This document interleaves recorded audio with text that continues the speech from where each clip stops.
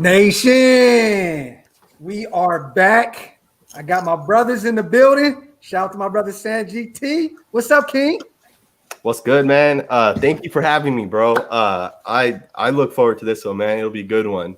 Yes, Shout out to you for putting it together. Shout out to Scout for being on as well. My brother Scout, man. What's going on with you, bro? Not much. It's been a bit since the draft. Yeah. Little crazy. It's been crazy. Look, I thought it was going to slow down a lot after. It's been. No, it kind of picked up. Yeah.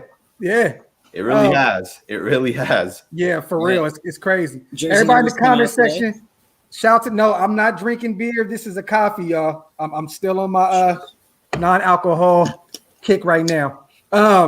So me and Sanjit were just talking about this Scout. I know you've seen it by now because you see everything.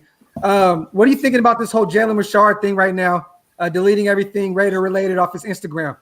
I mean, kind of blow it, like social media stuff out of presence when it comes to like athletes, but it doesn't make any sense for him to stay on the roster. I mean, he adds some value in returning, but you got Stoner and I think Turner it is. And then as for running back, Graphk and Raiders are two totally different type of backs that can compete for that. It just doesn't make sense to have them there. I mean, what is like a $3.5 million cap? Million, I think. Yeah. So you could take that, flip it for like a depth linebacker, another.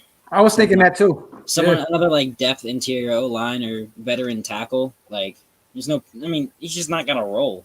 And whatever role he did have, Kenyon Drake just took that over. Yeah, for sure. What do you think about it, Sanjit? I'm gonna be honest with you guys. I think Graphk. I think that's how you say his name. I think he's better than Jalen Richard, man. And maybe not at running with the football, but Jalen Richard brings two things to the Raiders. He pass blocks well, and he catches balls out of the backfield. At least that's what he did for us last year. And Graphk, at least from what I've watched on tape, he does that better than Jalen Richard. Trey Raggis. It's Ragus, I think. I always say Rodgers. So Raggis. Yeah. He's a good football plays player like as well. I made the comp of him to Maurice Jones-Drew because he's short, but he'll run through you, right? I like him because Graphk is like he's the receiving back, but I don't think you want to take away receptions from Drake,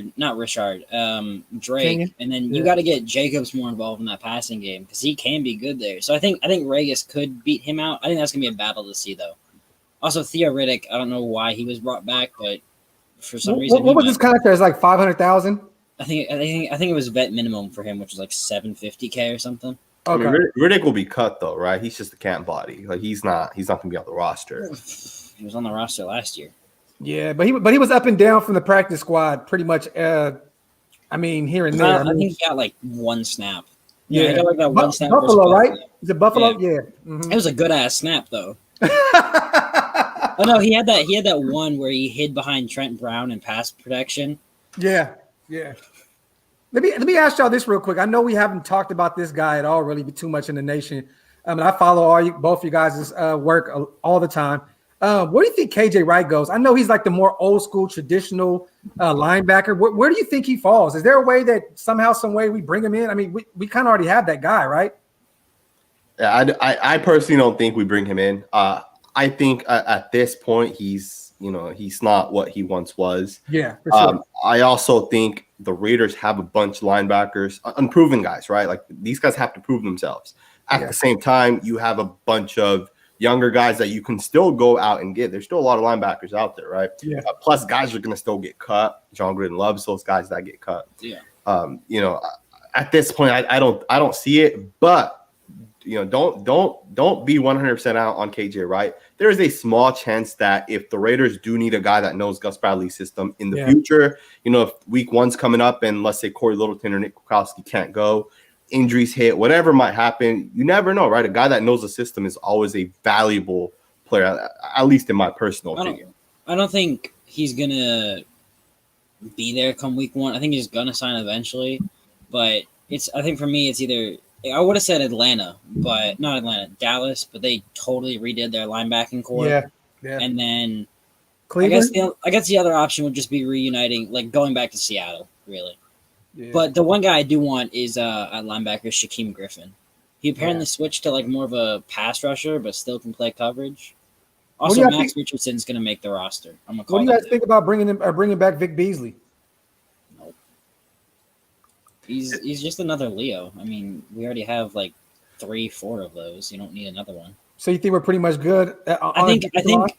I feel like if you can if the vet rule and practice squad happens again, I think he'll be like the guy they call it, be like, hey, stay in the practice squad. If one of our guys goes down, you'll be the first guy we bring up, kind of thing. Yeah, I got you, Sanjit. I got to ask you this, bro, because I ask every guest, who was your steal of the draft? Of the draft, my steal of the draft. Oof, that's an interesting one, man. I mean, I think Trayvon Merrick's gonna be a special player. Yes. And to get him with pick 43, I think would be the steal of the draft. However, I will say this, right? I mean, like he's like the easy guy to go to. He's the easy guy to go to. So let me give you another one. I think Tyree Gillespie in the 4th round is the steal of the draft. Okay. I had Gillespie as my 6th ranked safety when Honcho and I went on. And the other 5 guys, they were the guys, right? They're the guys that ended up going in the 1st and 2nd round. Or it's just the 2nd round because none of the safeties went in the 1st round. But I think Tyree Gillespie brings so much value to the Raiders. He can play free safety, he can play strong safety. I think he's going to be just that guy that, when whether it's Carl Joseph, Jonathan Abram, Trayvon Merrick, when any of these guys need to come out, whether it's injury related or if they're just tired, right? Like Jonathan Abram is not going to play 100% of the snaps, nor is Trayvon Merrick. You get tired, right? Gillespie's gonna be the guy, and don't be surprised if by like week 6 or 7, if Gillespie's playing 40% snaps. I think he's gonna be a real good football player. Okay, who you got, Scout? I'm gonna change it up from Sanjit. I would say Gillespie. I think I had him like a 2nd round safety. I like that. I'm gonna go Matt Bushman just simply as an undrafted free agent. Like I think I had him as a top 5 tight end, and the fact that he went undrafted, he had like 2 torn ACLs in college, but he's a playmaker, jump ball guy. He creates in space. Him or Jimmy Morrissey in the 5th round. I like him. 7th round. I have like a 5th round grade on him or something. Okay. Then again, totally means different, but I think it's one of those two. I really like. I like that he's versatile as well. He could play, center, play guard. Yeah, he could do it all. Mine has got to be Darius Stills, man. Like that was my guy, bro. Like him and Koonce, like those 2 guys. Like I feel like those are going to be anchors for this defensive line for years to come. I know Stills is 6'1" and he's 284, somewhere around there. I think he might be up to like 290 now. Okay, but he's technically undersized. What I mean. But man, this dude is. Man, he's great, man. I mean, I know you guys watch this tape. You guys break down film all day.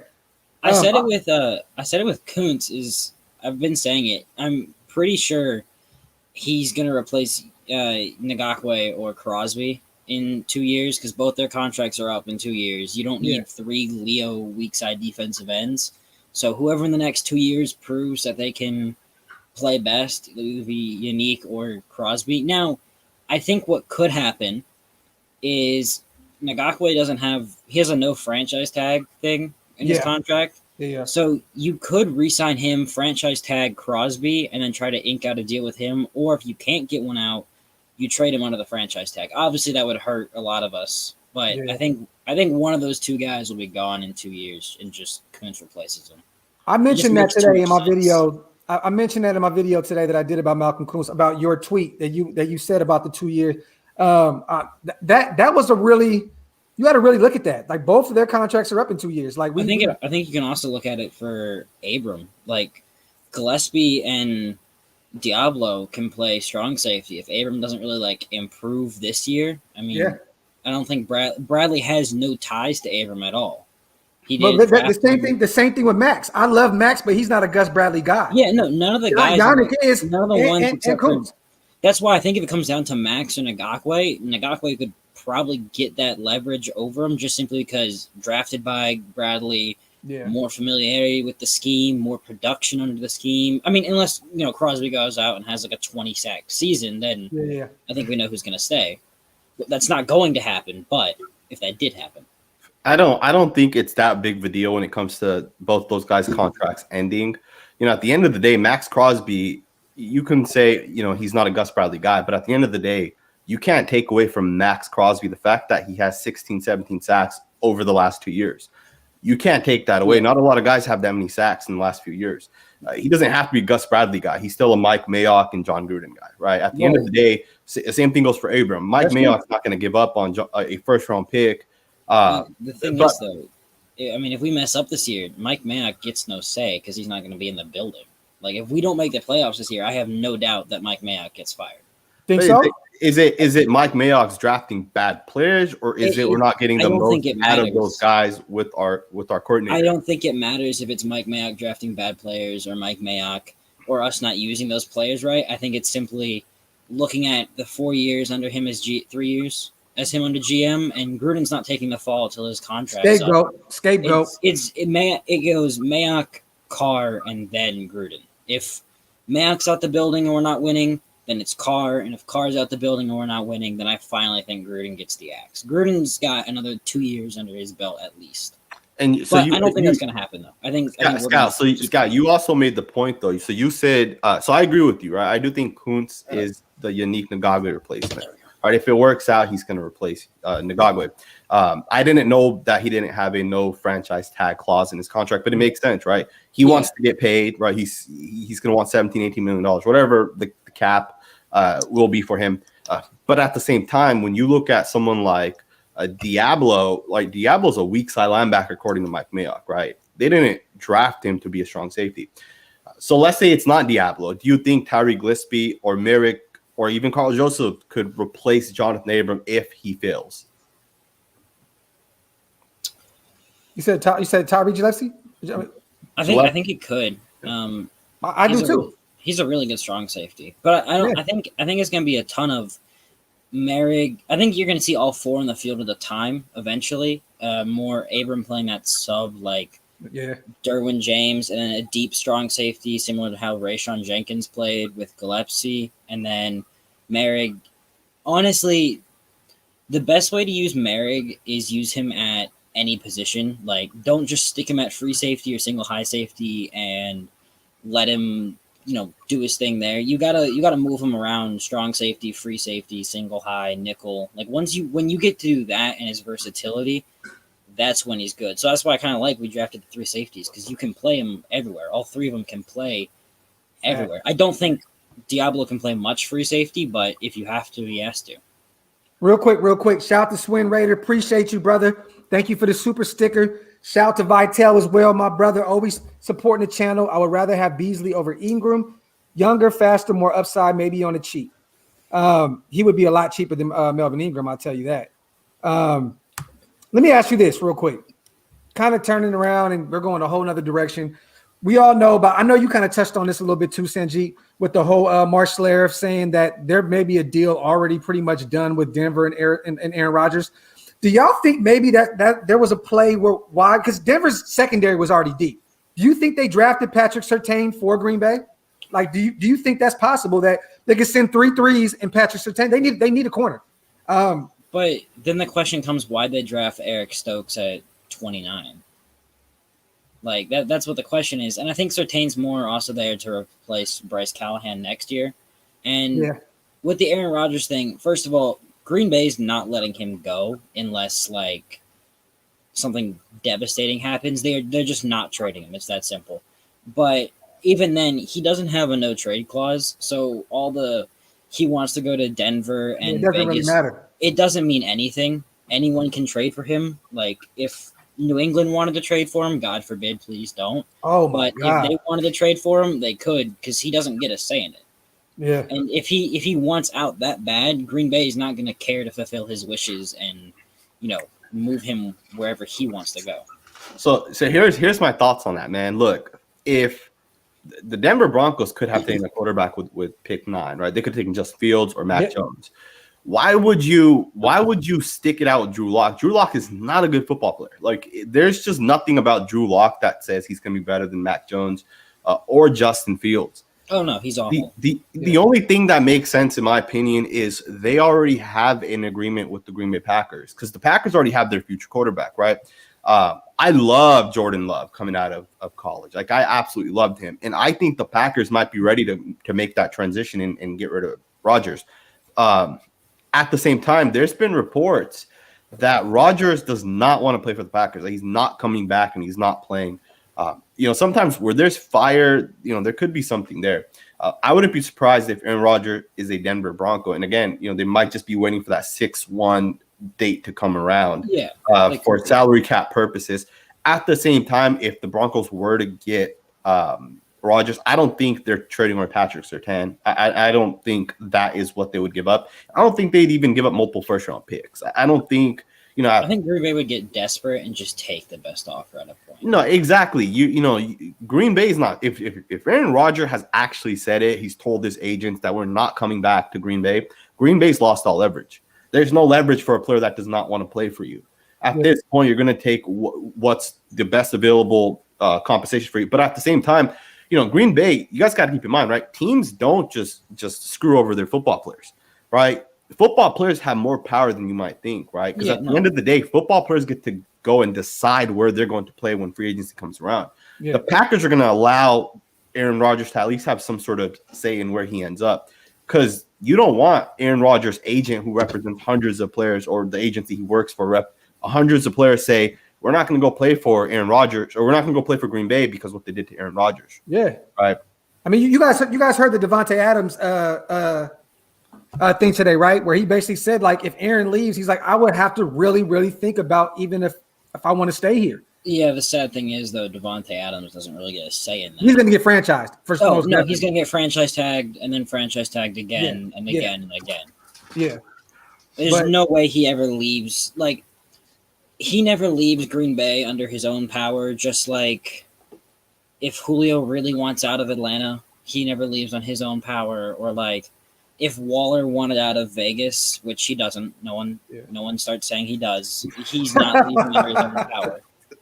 Please don't. The other thing, though, is I think, like, I don't want to touch on this too often, but with Watson, like, everything's kind of quieted on that, which is either concerning for him or, like maybe the case is in a different direction. But them drafting Davis Mills really does show either he's never playing for the Texans again and he's serious on that, or he's never playing football again. That's one of the two things with that. But we'll have to see where that goes. I think there's a chance Deshaun Watson never plays again, man. Like, I think there's a chance. I mean, Houston's definitely redid their quarterback room. They had a Tyrod, Ryan Finley, Davis Mills. Like, it either shows serious that, they understand that Deshaun Watson never wants to play for them again, or they know, like, he's way in over his head and it's going to be a few years before he even, like, gets off the commissioner's exempt list, if he gets put on that. That's crazy, man. Just to think he went from literally being one of the top 5 quarterbacks in the league to just being just – he went from MVP candidate to now, may never play football again, which is horrible because, I mean, his talent, you can't deny how good it is. Let me ask both of you guys right now. I'm going to start off with let me have Scout real quick. Number 1 free agent, man, that you would like to grab right now. If we needed to go grab someone, who was your guy right now? Because I know we just freed up. We're about to free up 3.5. I know we probably informed Jalen Richard we're going to try and trade him. No one's going to pick up that contract. No, he's going to eventually have to be cut. Even with like all the running backs from free agency, undrafted free agency and stuff, honestly, like there's decent free agents out there that I'd want, but I think I'd have to go Sheldon Richardson would be like the one guy I'd want. I mean, obviously there's a ton in that D tackle room, but there's not really a standout guy. Now, is Sheldon Richardson a standout guy? No, but he provides, like, if Quentin Jefferson can go from your starting D tackle to your depth D tackle, that's 10 times better than Solomon Thomas being your D tackle 3, because he's not proved anything, and I don't trust him there either. So yeah, Sheldon Richardson or Antoine Woods, one of the two. Okay, I like that too. Who you got, Sanjit? I was tempted to say Sheldon Richardson as well, but I'll be honest with you. I don't think the Raiders should get any free agent guy There's nobody that the Raiders need right now, in my personal opinion, that's going to have any sort of impact, right? I think if the Raiders want to better their roster, I think we could definitely get a better defensive tackle, right? We need a pass rushing defensive tackle. Maybe we need a guard, but that's more of like the guard for the future at this point. But if there's a defensive tackle to get, I think we trade 2 first-round picks and go get the best possible defensive tackle we can get. Go get a top 3 or 4 defensive tackle. I don't know if DeForest Buckner's for sale, but he was last year, and the Colts got him for a first-round pick. I would have loved to get DeForest Buckner for a first-round pick. Bro. You know how much better our defense would be with a guy like Buckner? Oh my God. I mean, our first-round pick next year is going to be a D tackle. Like, is that obvious? I think. You said defensive tackle, guard, or receiver, right, Scout? Yeah, I think if Ruggs doesn't set up this year, then it's going to be for sure wide receiver maybe, or it could be D tackle, guard. We got to see how this year plays out. Honestly, if I see the Raiders doing anything with more in free agency, I think we have 4 free agents remaining. I think we have Worley, Wilbur, Beasley, and I think the one that we would bring back is Sam Young, just simply because veteran tackle. Depth piece. Yeah. You got, I think our oldest tackle right now is Brandon Parker at like 25. You kind of need that veteran in the tackle room. So I wouldn't be bad bringing Kyle Wilbur back. He's a special teams ace. I think you got to give up on that though. Like, you give up on him in special teams, and if you want a special teams ace, Javin White, Tanner Muse, or Max Richardson. Plus, that's just a roster spot, and there's so many guys in that secondary that are fighting for a roster spot. Like, I wouldn't be surprised. One of them, Amik Robertson or Nate Hobbs, won't make this roster. I think it's going to be Amik. I think so. I think you can easily trade him for like a 4th round, 5th round pick, though. I think Nate Hobbs might make it instead of Amik, but that's going to be like the biggest thing to see in training camp is which one of those guys makes it. Let me get these supers real quick. Shout out to Jackie. Please, Queen, shoot me the video when you do it. I would love to get you out there as well. This is going to be our first Raiderette channel on YouTube, y'all. So make sure y'all subscribe to Jackie ASAP. LM, I prefer to have Rodgers on my Raiders than deal with him twice a season, not to mention Mahomes and Herbert. That's going to be a tough 6 games, brother. I'll tell you that. But I'm not really too worried about the Denver offensive line. I don't know how Aaron Rodgers will hold up over there. Shout out to Sanjit's brother, my guy. He said if our pass rush can get home, it will make our entire D, especially our secondary, that much better. The players are there talent-wise in the secondary. I appreciate you on the donation, King. And me and Sanjit were just talking about you before we went live. I got to get you on the show soon, brother, and we got to get your channel going, man, and get you out there, brother, for real. We're going to make sure you stay active on this, for real. Shout out to you, bro. Everybody subscribe to his channel, man. He's going to be dropping a lot of Raider content, and this is Sanjit's blood brother right here, man. So support our own. Let me see. Okay, I thought I missed one. Okay, I think we're good. Okay, yeah, there we go. Got you, brother. Have y'all been hearing anything yet coming out of training camp, rookie-wise? Have you been hearing any news? Anything. I don't think they're into like next week, honestly. You haven't been hearing any chatter? Because I know, Scout, you be hearing everything before it happens. I think they come in next week. Like, they're all supposed to be in Vegas by next week. I know the undrafted guys are in because they were in rookie minicamp. I'm just waiting to see if Merrick gets 7. That is the first jersey I am buying. If he wears anything other than 7, no. But if it's 7, I'm buying it.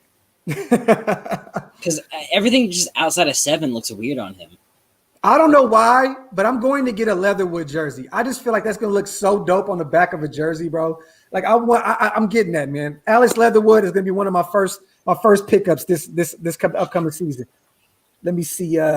If you're talking like strict guys that might make the roster, I think Max Richardson has a shot at like special teams kind of guy. Dylan Stoner as like a return specialist. Yeah, that's a position to watch. Is we don't really have any like returners. Ruggs, watching him do kick returns is painful because he's not good at it at all. Renfro's great on punt returns, but he's way too valuable to be getting cheap shotted every single game. Yeah. What else? And then that's it. And you're cutting Richard, so Shout to Ray the tape. He said Gillespie be looking lazy sometimes or unmotivated. I'm not he sure was just what it playing is. for Missouri. Like, who the fuck wants to play for Missouri? Talk that shit, Scout. Also, Sean Crawford might make it.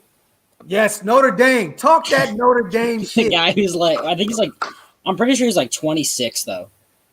Yeah, he is a little bit up there in He's age. old. He has 25. 7 years. Isn't he 25, about to turn 26? I think so, yeah, which is crazy. Yeah. But he's good on special teams, and the Raiders. If you can play on special teams, you get the edge over anyone else who can't. Sanjit, what's your take on Divine Diablo, man? I love Diablo, man. I think the Raiders hit with Diablo. Here's the thing, right? When I see him line up at linebacker, he doesn't look as good. He does not look as good. When he lines up deep and he's hitting a receiver, or he's lined up, somewhere between the slot and lining up somewhere in like that stack position, and you have a receiver trying to block him, he gets past that receiver easily. He looks better as a safety, man. And the thing is I don't know if it's a smart thing to convert him from a safety to a linebacker. I don't know if that's a smart thing to do, because he's going to have to readjust his vision of how he sees blocks, how he sees quarterbacks, the backfield, right? Playing linebacker is different than playing safety. Yes. You're lined up in a whole different spot. It's going to be interesting kind of see how he makes that adjustment. But if Diablo played strong safety, right? Let's just say he was a strong safety. I think he'd be one of the best pickups of the offseason. And I think he'll be a great player for the Raiders. I completely agree with you, bro. I watched this tape today. Yes, I watched tape on him today at work for like about an hour and a half. I would love to keep him at safety. I'm very nervous about moving him to linebacker. I'm gonna be totally honest with you. I'm just like, he looked great back there, man. The dude is a ball hawk. He can hit. He was all over the place. He gets because the Raiders, Gus Bradley loves his 2 linebacker sets, and the problem comes right now is Nicholas Morrow is right now Gus Bradley's guy at middle linebacker. He doesn't like Kwiatkowski as a starting middle linebacker, which is concerning because Kwiatkowski was probably and is still our best linebacker, but he's just not that athletic dude. So I think that once he gets on the field, he'll see and do whatever. They'll keep him. But I think it's just he gets that year to kind of, I think, learn the linebacking position, contribute on special teams. But I did watch a play of his, and it's painful to watch. It was Malik Willis, the Liberty QB, just absolutely. I think that was more just Malik Willis doing his own thing, but he dotted him up on the sidelines, and that play was just crazy. Yeah. I actually seen that today as well. Yeah. Okay, and what I was saying is Bradley, he doesn't hate Kwiatkowski like Gunther hated Littleton. He's just not his type of linebacker. He likes the fast, athletic dudes, and Kwiatkowski's more of a hybrid. He's kind of fast, but he's also that old school thumper kind of guy. Yeah. But he has a knack to be around the ball though. Yeah. I think he's looking at it more just like pure scheme based right now. Yeah. Nicholas Morrow's a better fit for middle linebacker. He's faster, but once you get on the field, start seeing Kwiatkowski's better there, just simply because no matter, you can look to the left and you somehow sprinting across the field makes a play. Scout, let me ask you a question real quick. What, in your opinion, what's a middle linebacker? What's the difference between a middle linebacker as opposed to a weak side or a strong? What's the difference? Why could Morrow not play as an outside linebacker? He can, but Bradley doesn't really just run it's weird to see from Bradley. If you look at his scheme, there's not really a linebacker. It's just linebacker. He sometimes had 2 weak side guys on, 2 strong side guys, and sometimes he has 2 mics or any combination. If you look at it pure based, weak side's usually your best coverage guy. Middle linebacker's a leader, somewhat good in coverage, but the NFL's changing, and it's more to be a middle linebacker, you want to be quick, fast, and coverage. So I don't know. It's going to be interesting. The linebacker position's changing so much. I'm writing an article on it right now. You're going from the old school heavy hitter tacklers and 4'9", 540 guys to now these like 4-3, 4-4 linebackers that you have no idea where to play them, but they're fast and can cover. Yeah. Here's my thoughts on the linebacking situation. I think Morrow could play inside linebacker, I think as well as outside linebacker, right? I think Morrow was a safety in college, and don't quote me on that. And I think even when the Raiders brought him in his first year, I think all of our linebackers right now have all played safety. Yeah, all of them played safety in college except for Javen Tanner. Richardson just played straight linebacker, Boston College. Just played straight middle linebacker. Yeah. But Kwiatkowski played strong safety, and the rest they all played safety. Yeah, so I think Kwiatkowski's our only true inside linebacker. I think Corey Littleton's an outside linebacker. I think Morrow's an outside linebacker. I think Max Richardson, the undrafted guy we just picked up, I think he has a chance to be a great inside linebacker in Gus Bradley's system. At the same time, I don't know if the Raiders need a Sam linebacker, right? Because we have the Leo. And the Leo position essentially replaces that for Gus Bradley's system, right? So we might not need a true strong side linebacker, which is going to be interesting, right? Because the Raiders are going to put either Koonce or Yannick Ngakoue as like that fifth guy to rush the passer. Maybe he'll drop back a couple times to cover. It's going to be interesting, but I do think we're going to play a lot of nickel. I think we're going to kind of get away from playing a lot of base defense. I actually saw a statistic recently.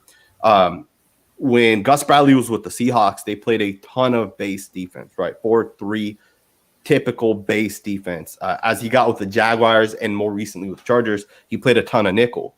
So that's kind of like a scheme adjustment Gus Bradley has had to do, because Gus Bradley's the type of guy that's going to show cover 3, and he's either going to play cover 3 or he's going to play cover 1, right? It's not going to be a ton of different things outside of that. Yeah. So it's going to be interesting to kind of see how he develops with the current players he has on the roster. I mean, I do like our linebacking core. Like, everyone I think can play. Like, our 3 starting linebackers, when you look at it, Kwiatkowski, Littleton, Morrow, they all can play inside or outside. Obviously, like, Kwiatkowski is probably a lot better at inside linebacker. He played some outside-ish, if you want to call it that, in Chicago. But this year they're going to get some more help, though, with that defensive line being beat up. Yeah. They're going to What's going to be nice also is Littleton's finally going to be playing in a scheme that doesn't ask him, hey, I need you to cover 5 yard, like I need you to cover the entire left side of the field. Yeah, he's not good at that. His awareness is not great, and that was even seen in college. That's mainly the reason he went undrafted. Is his awareness where the ball is, like receivers, not the best. He's great when you ask him like small zone, do this. He's elite. Once you ask him to, broad out and branch out, it's kind of like, okay, how'd you miss that guy? Also, when you ask him to broad out, his run defense just becomes horrifyingly bad. Yeah. Let me get these soups real quick. Shout out to Vital one more time. What I find funny is other teams say the same thing about having to deal with Derek Carr twice a year as we do about them. I'm going to be honest. I'm a Carr guy. I don't really hear too much of that, Vital, but Bears fans were chanting for him. Like, no, like for sure. Every other, like the Bears fans that I know, Colts fans, like anyone that was willing to trade for a quarterback when we were apparently shopping Carr, all of them were like, "Why we need him?" Like stuff like that. Even the Panthers. Carr he'd be competing for Super Bowls if he went to Chicago or Indianapolis. I mean, if he went to Carolina, he'd be easily competing for a Super Bowl with that defense and offense. Or Washington. I mean, shit, you put him with the Redskins. I mean, God. Throwing to Terry McLaurin, Curtis Samuel, and I think they drafted another receiver. Shout to my OG. He said Deshaun's going to play for the Pats. Bob Kraft is going to show him where the best massage parlors are. Oh, man, my boy OG. Shout to Ricardo. What's up, King? What's good, Graphk? What about the Diablo jersey, though? For all of us Latinos, laugh out loud. That might be one of the top sold jerseys next year. I'm getting a Diablo jersey for sure. Shout to my brother Ricardo, man. He said the Avengers are back. Got you on that. Shout to Juan. Docs love the constant hype and alerts. Sanjit, love the perspectives you give on players and your point of view. Raider Nation for life. Yeah, Sanjit's tape breakdowns are amazing. Oh my God, they're perfect. Yes, Bart, like unmatched. You and Carl are like the guys, and Raid the Tape is on the come up as well, man. Shout out to my boy Raid the Tape. But you guys are great at what you do, man. That's why I would never try to break down film. I'm just gonna leave that shit to y'all. I'm not. Yeah, you're perfect at it. Yeah, for real. Let me see. I appreciate that, man. I appreciate that. Raid the Tape and Raider Films both do a great job as well. Tape Don't Lie is another channel that does a good job too. Yeah, there's a ton of Raiders. There's a ton of Raiders tape guys on YouTube. But like, if you look at Chargers tape breakdown guys, they don't exist. Like that's what's perfect about Raiders YouTube is there's a ton of guys breaking down tape. Why and even players like even just tape breakdown pages, they'll just break down the Raiders pages because everyone from Raider Nation wants to watch tape breakdowns. Yeah. Well, I'm gonna be honest. There's only 2 guys that I watch, or 3 guys now. So look, if there's anybody else out there, shoot them my way. But I go to Sanjit, I go to Carl, and I go to Raid the Tape for my film breakdowns. I always when I do tape breakdowns like just on my own, I'm always watching. Like I can't break down DBs and stuff like that, but I'll break down linebackers and D line. But I can't touch DBs. It's awful. But you know your shit too, Scout. So it's hard for me to watch corners and like decide, hey, this guy's here because I love if you're a physical corner, perfect. If you're not physical, I'm like, well, you suck. But that's not how it works. Real quick, y'all. While shout out to all the 418 people in the chat. Y'all make sure you guys go subscribe to Sanjit's channel on YouTube if you have not yet. Please go subscribe and come back. Go to Instagram and follow Raiders.Scout. My guy's IG is lit. He's probably the #1 Raider IG page, bar none. Go follow my guy. And also my guys Raid the Tape in the chat. Sebastian, my boy Sebastian got he has a new page that he's working on. Icy, Andy, just support everybody, man, that represents the Shield, y'all. I gotta make that YouTube. I promised it. Hey, man, for real. ASAP. I do. One guy you guys should watch he's a 2022 draft class guy. I honestly think he's gonna be I think he might be the best linebacker in that 2022 class. Personally, Teddy Gallagher from Coastal Carolina. He's an absolute beast. Plus, I have an interview kind of with him tomorrow, so I'm like, plug that also. He's a beast. He's got the best mullet though in football. I mean, I can't lie. If you look at a picture of him, it's perfect. That was weird, but so hold on. What position does he play? He's a middle linebacker, but he's a great combination of old school. He's going to hit you and doesn't care, and the new modern like I can somehow be over here and then a second later be halfway across the field. Holy shit! And he's from Coastal Carolina, so that's your stomping grounds. Yeah. Shout out to Dustin, man. We have to beat the best to be the best. Aaron Rodgers and the Donkeys. Fuck them. Raider Nation. Not scared of the Donkeys or Rodgers. Raider Nation for life, baby. Graphk, you're always balling out with the content. I love it, bro. Appreciate you, Dustin. And you echo my brother Honcho's sentiment. Earlier, he dropped a video. He basically said, and I agree, my brother. I just got off the phone with Honcho a minute ago, too. Shout out to my brother Honcho. We will be live on his channel Thursday. Me and him are going to be breaking down the schedule release, and we're going to do our record, record and all that good stuff. And also me and bitch. I promise you I didn't mean that. Me and my brother Mitch will be live Wednesday night. So I promise you I didn't mean that shit. But shout out to you, Dustin. I appreciate you, bro. For real, for always showing love to the channel, man. I gotta ask you guys a question though. I saw it on I forget his name. Shoot, I feel bad. He made a video of the starting Raiders defense for next year. Forget his name. Andy? Yeah. He made a video. What do you guys think is like the starting defense for the Raiders next year? Okay, let's go with that. Start it up, Sanjit. Let me see where you at, bro. So here's the thing, right? If you're looking at different packages, we're gonna have different guys on the field, right? Let me go with a base. Let me just go with like the base Leo defense. So the 4 D line, Leo, 2 linebackers, 2 corners, and 2 safeties. And you can throw in a nickel corner because he'll be on there way too much. So I think Yannick Ngakwe, Max, and Cleveland are all on the field, right? With Yannick on standing up in a 3-point stance on one side of the field, Max Crosby in a 2-point stance on the in a 3-point stance on the opposite. Yannick Ngakwe is in a 2-point stance. So those guys will be the primary edge guys. I think Farrell lines up between the tight end and offensive tackle. I think Quentin Jefferson, Jonathan Hankins, and Kendall Vickers all will kind of rotate in and out at the interior defensive tackle spots. Corey and Kwiatkowski are the two linebackers. The two corners, in my opinion, it's going to be very tough to figure out how we're going to kind of utilize like that slot. But this is what I think is going to end up happening. I think Arnett and Mullen start on the outsides. And on the inside, I think it's going to be Jonathan Abram on one side and Diablo or Tyree Gillespie. It'll be one of those guys playing that slot, because it's not really a slot corner, right? Like, we don't in the NFL being a slot corner isn't a big difference in being a strong safety in Gus Bradley's system, right? Especially if you're going to play a lot of cover 3. I think chances are to be Gillespie and Jonathan Abram playing in the box as like the 8th guys in the box.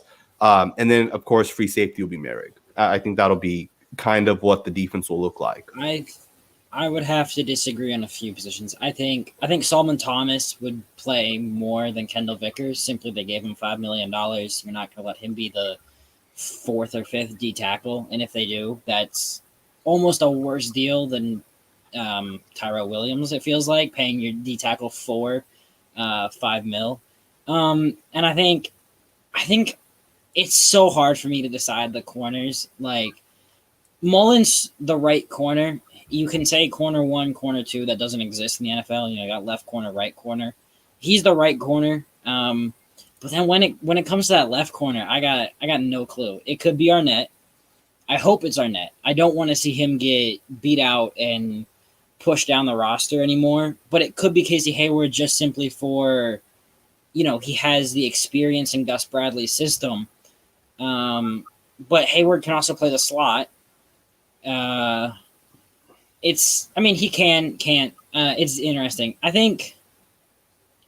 think that left corner is going to be the biggest thing to look at in like preseason. Didn't Mullen play left corner last year? Wasn't he primary? He played left corner when Arnett went out and he got absolutely torched multiple times. He's far better as a right corner. It's just his instincts are better, stuff like that.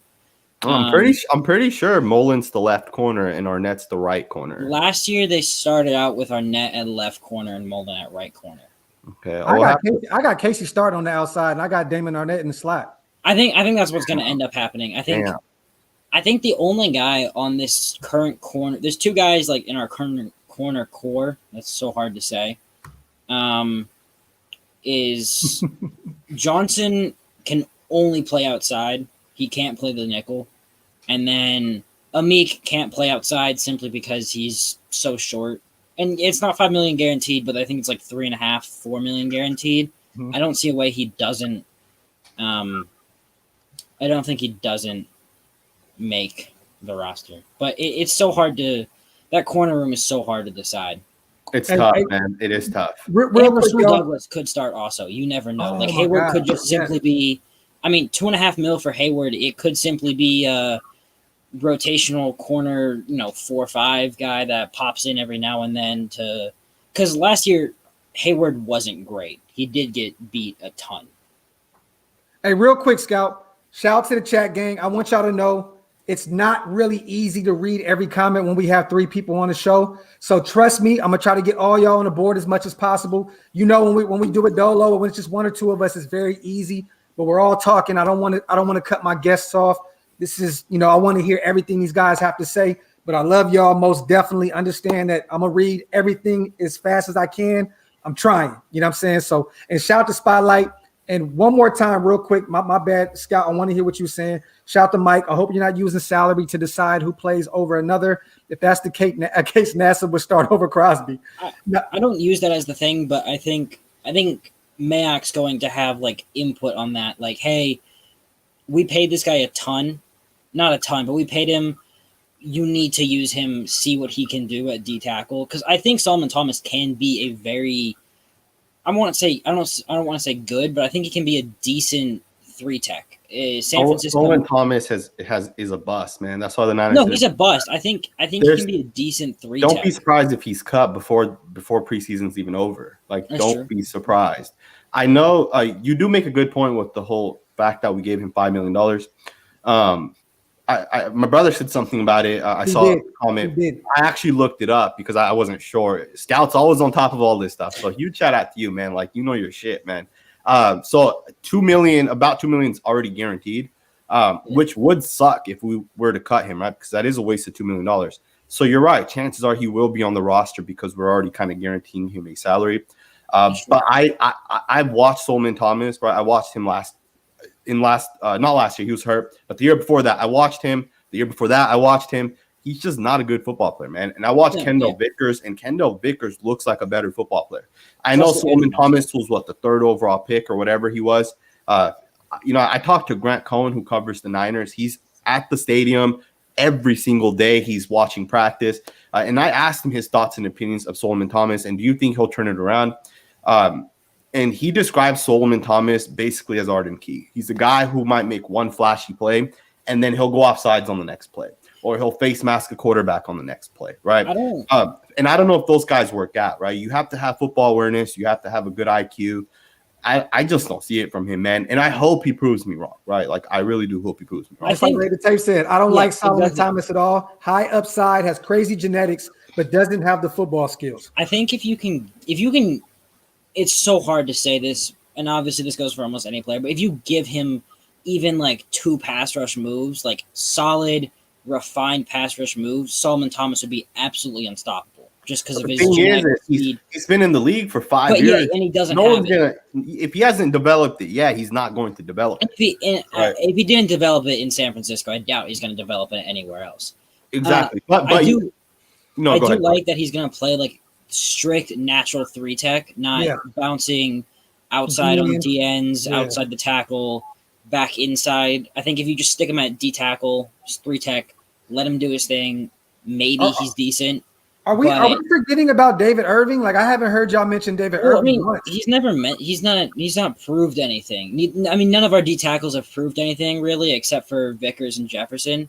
But I do think what's his name? Phylon. He was good with LA. Got Darius Philon? Is it Darius Philon or Phylon? Phylon, I don't know how you say his name. Whatever. He got the contract with Arizona, had the off-field issues, got cut.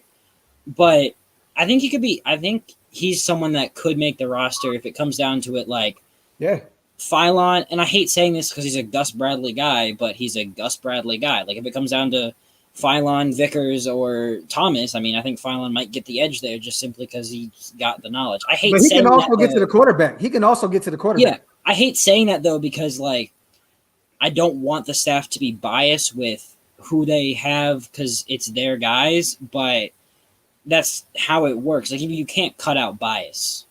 Yeah. Like, if they trust Phylon because they've seen him and they know what he can do, then I think that might be it. Then again, Marinelli hasn't seen him, so you got to see that also. I got Yannick. I have Hankins starting because he's great against the run and he can occasionally get to the quarterback. I got David Irving, y'all. And I have Klee on the other side. I think Vickers kind of has to make it though because he's the only other guy that can play nose tackle. I mean, no one else in our D tackle room can play nose tackle. Vickers is not a nose tackle, man. He's not.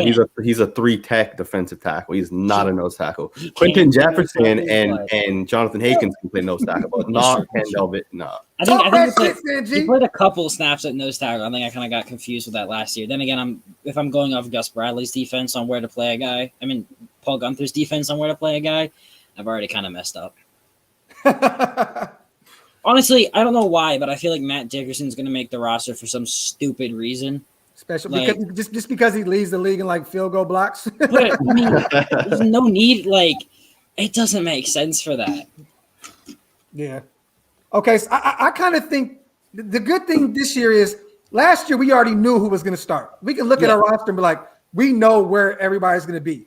This year, it's kind of cool. We have a little more depth. We don't know what the hell is going to happen. We don't know who's going to start at corner. I think the only place we know really is safety with Merrick and Jonathan Abram. I mean, that offense is basically guaranteed. I think. Oh, the offense, yes, it's set in stone. I mean, but maybe a little controversy on the offensive line. We may not, at guard. I don't know. We'll see. I think they want John Simpson to push Denzel Good for that starting spot.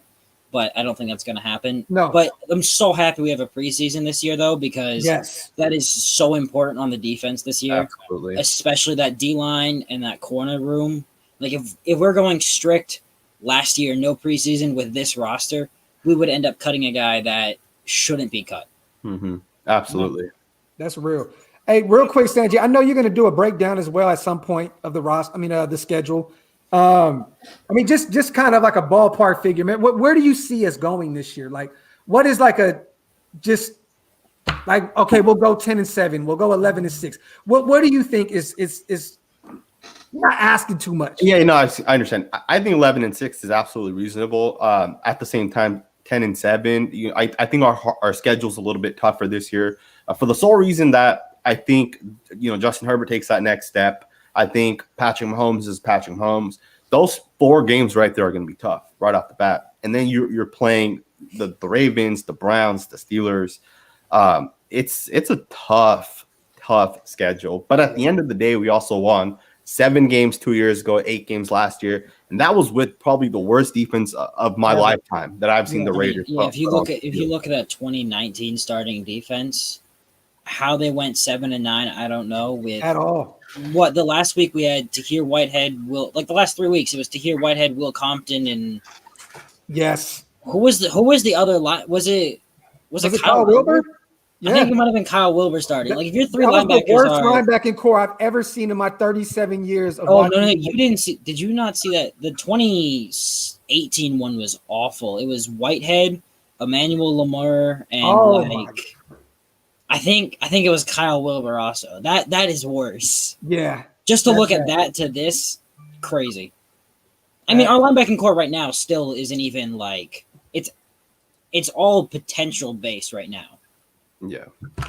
We don't have an elite guy yet. I know my bro.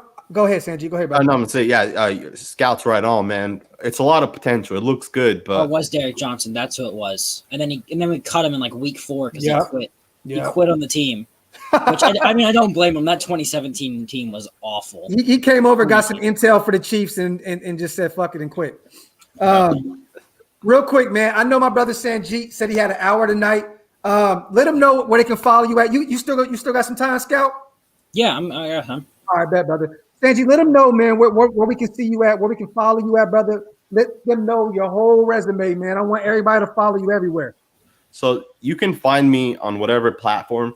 Literally just put in my first name, Sanjit, Raiders. There's not a lot of Sanjits in the world, especially there's probably no other Sanjit covering the Raiders. So put in Sanjit, Raiders. I'm on Twitter, Instagram, Facebook. I don't really use Facebook, but I have a Facebook. So if you guys are on Facebook, I have a Facebook, and YouTube. There you go. I appreciate you coming on, brother. I know at some point I want to get you back on. I would love to come to your channel as well. And you know how we do, bro. If you want, take this, put it on your channel, brother. All content is good content. You know how we do. Absolutely, man. But yeah, I can still go like another 15 minutes. Okay. There we go. Let's get the questions in real quick then, Nation. Vital says, gents, it really took 3 years to straighten out our cap and our roster. That 2018 free agent class it messed us up so much with cap space. Yeah, it did. And that's Vital. You are right, brother. And thank you for the donation, King. Finally. Let me see. Let me get some more in. Great job, Sanjit. You're good, Terrence. Either way, he's a beast. I got so many comments. I'm trying to read all of them, you guys. Shout to Raider Queen. Shout to Raider Queen. Ready to tape. I got to get you on the show soon again as well, brother. Hey, what do you guys? What's a realistic expectation this year with Littleton? I mean, me personally, this was one of my bold predictions before even the offseason happened. I think that Littleton can return to Pro Bowl form under Gus Bradley. I think maybe a little bit under that Pro Bowl form, but even that's still great. Yeah, I totally agree with both you guys, man. He could definitely be a Pro Bowler. A little bit under being a Pro Bowler, that's great as well. If we get any sort of production out of him, that'd be great. But more than that, we need to stop signing players. We need to develop our own players. Yeah, which I'm finally happy. Like our core right now of defensive staff is great at developing players. Yeah. Like Gus Bradley, I didn't like the Gus Bradley hire on his own, but it brought up simply by Miles and Richard Smith. Like if I was going strict off defensive coordinator, Raheem Morris was the guy I wanted, 110%.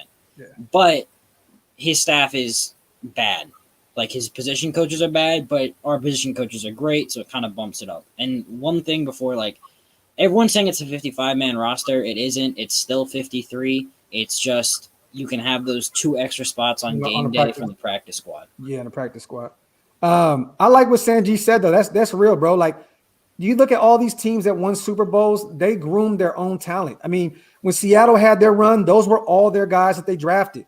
New England, I mean, these guys would groom guys from out of nowhere. You know what I mean? Like, great teams know how to draft and they know how to groom their guys. At some point, I don't want to see us that active in free agency because that lets us know we're doing what we're supposed to be doing. Kansas City, their talent is all basically homegrown, except for that offensive line, which their offensive line was horrible. But, I mean, when you look at that starting roster, everything there is homegrown talent. When you looked at the Bucs last year, it was mainly homegrown except for Brady, JPP, and Shaq Barrett. Everything else was in-house, develop, and it takes time, but taking time is what makes it worth it. Like, they drafted the best nose tackle in all of football, and then this year had the best tackle and safety as rookies. Shout out to Raider Dame. I love the content, my peoples.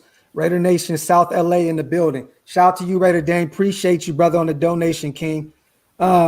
What do y'all think? Scout, do you think that's real, bro, that the Raiders and Cowboys game is going to fall on Thanksgiving? I mean, it sounds more and more like it, right? It just makes too much sense. Like, Raiders-Cowboys, longtime rivalry, in Dallas, on Thanksgiving. Dallas always gets a Thanksgiving game.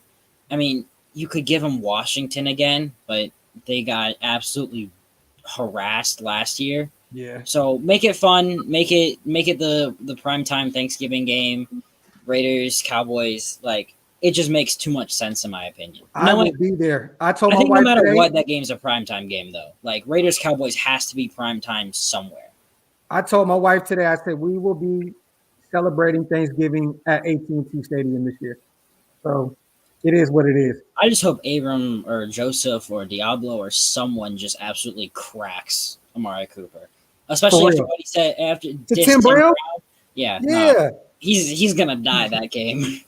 Oh my God. And he doesn't understand that. Yeah, you can't diss Mr. Raider and then Tim Brown is from Dallas. That's the thing. Like, he's from here. So it's like, what are you doing, bro? Shout to Ant. I like this question right here, you guys. Is Ruggs our number 1 receiver? I mean, Waller. Yeah, but I mean, I think Ruggs is going to play best in the NFL as a slot guy, but I guess he's the number 1 receiver. But you never know with Gruden. Like, half the time, Renfro is the number 1 guy and plays. You never know. I think he could be like a true number 1, but. I think it's Brian Edwards, man. I know he hasn't done it yet. He's young, as is Ruggs, but this is the year, man. When he was healthy, man, I don't know if it was I don't know if it was the Broncos game, the last game of the season, where Carr threw it up to him in the right corner, and he jumped up and he snatched that ball out of the air. That shit looked good, man. That shit looked fire. The Saints game, he also had some great plays, and he had. The one that sticks out to me the most was it wasn't even a catch of his. It was versus the Chiefs, that primetime game.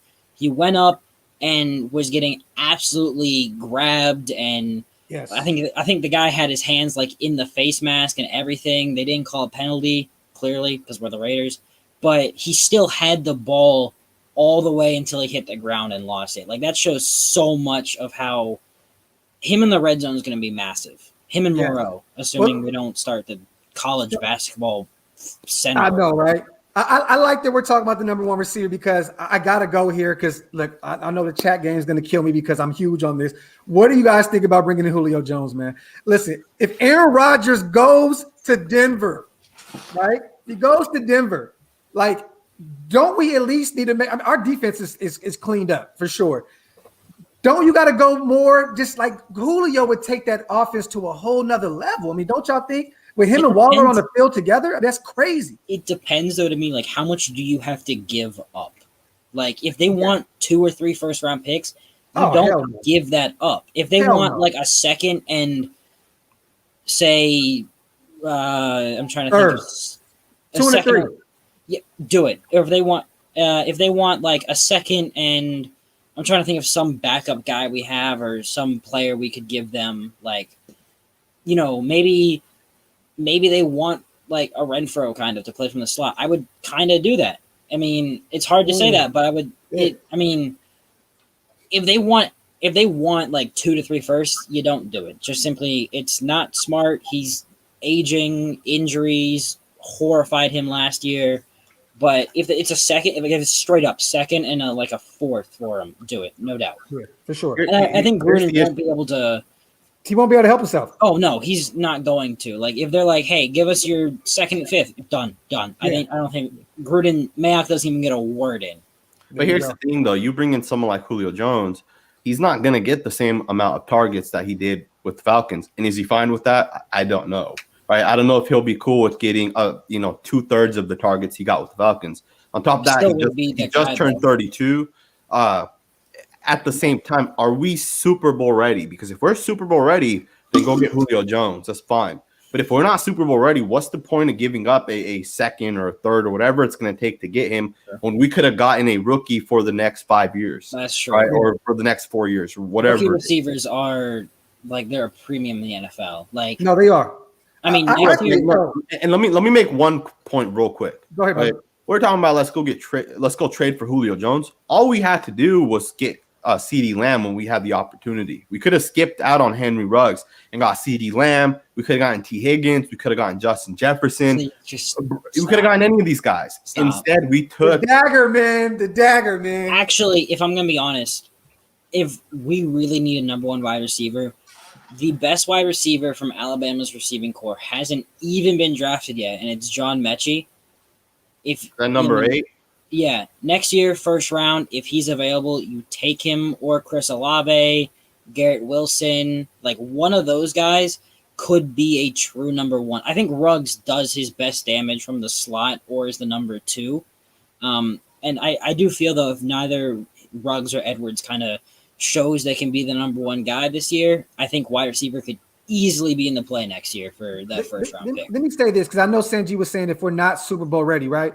I think that our defense already improved with just the addition of Gus Bradley. Mm-hmm. After this draft, I feel our defense is completely overhauled. My main thing is this. If this offensive line can stay together, I think sky is the limit. I honestly believe that there could be a deep run in the playoffs.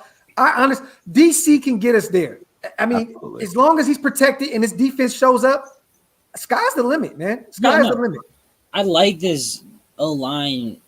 Last year's O-line was kind of overrated when you look at it. Absolutely, yep.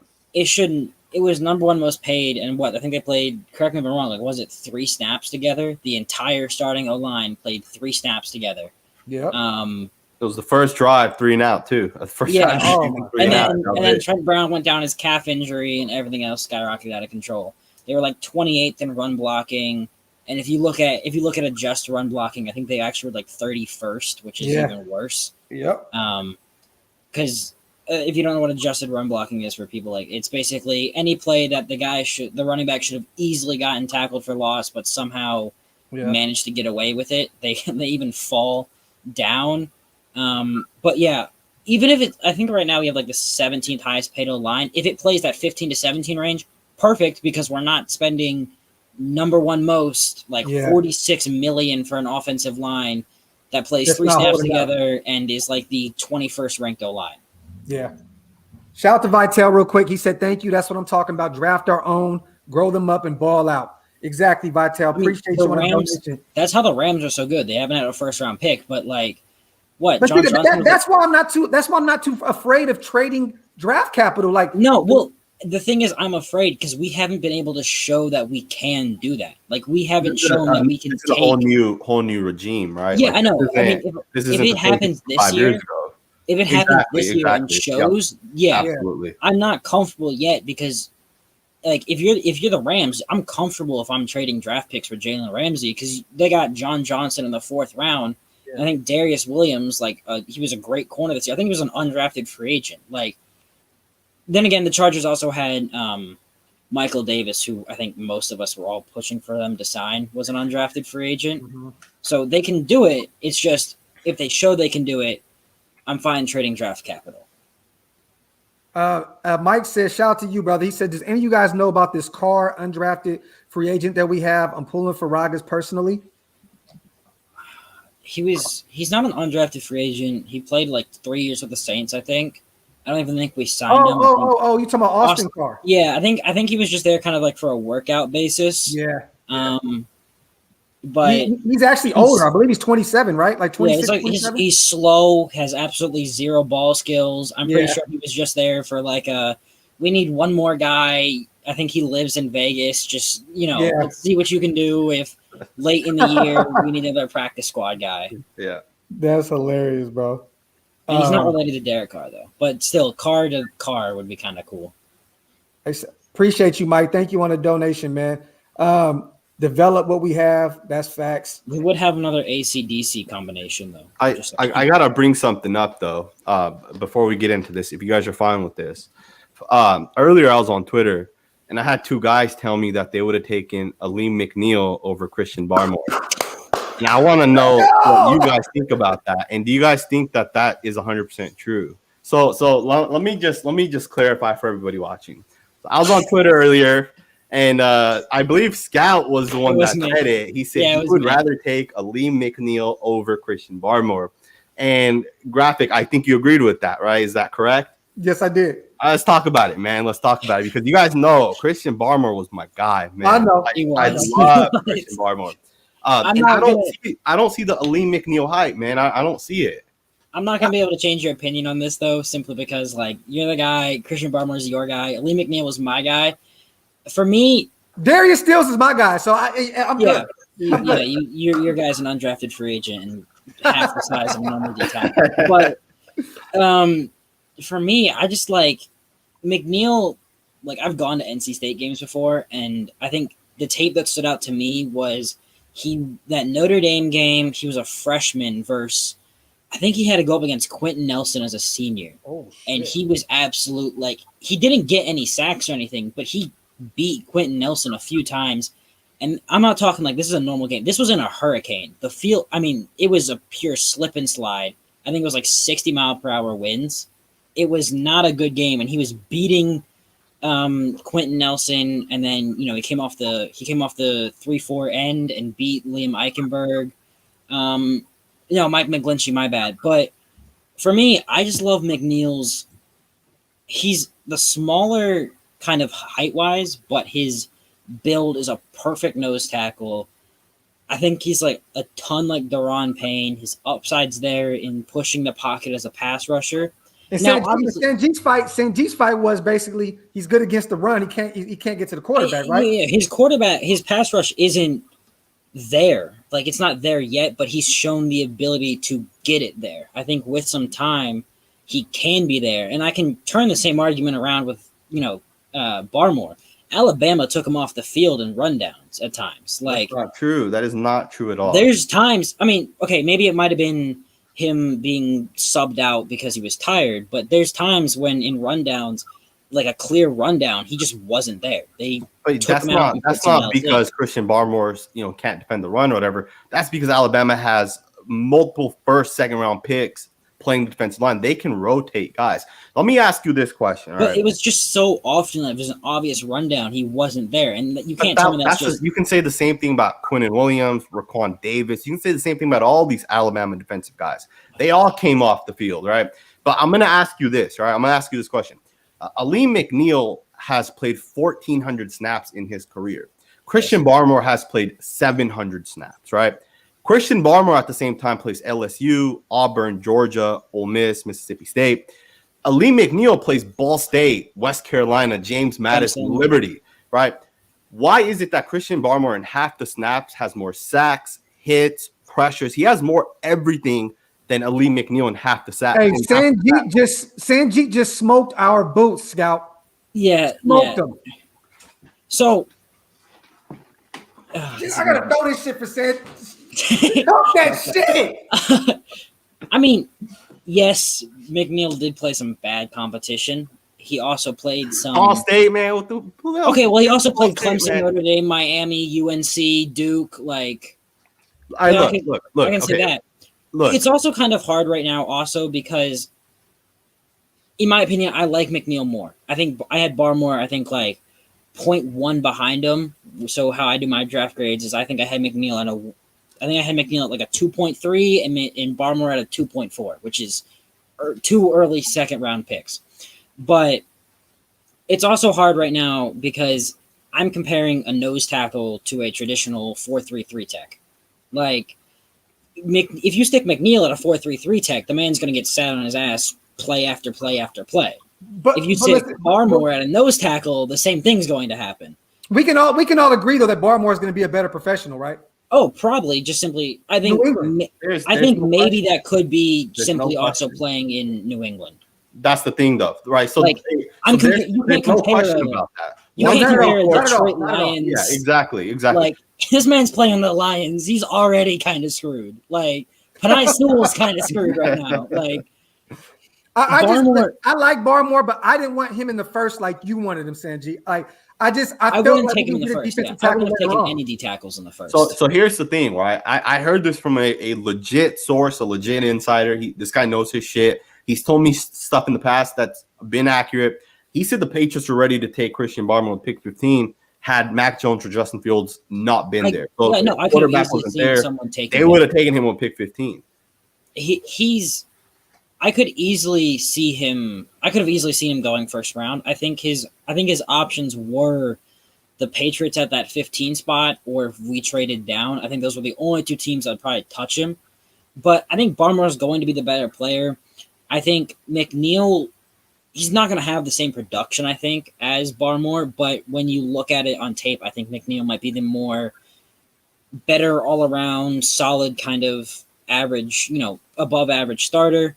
I think Barmore is going to have those elite, flashy, absolute insane plays, and there's also going to be he's going to have more bad plays. Whereas I think I like McNeil because I think he's a safer pick. I think Barmore, you're relying heavily on him potential really refining his skills. Let me ask you both this real quick. This will sum up this argument. Sanjit first. What's Barmore's ceiling?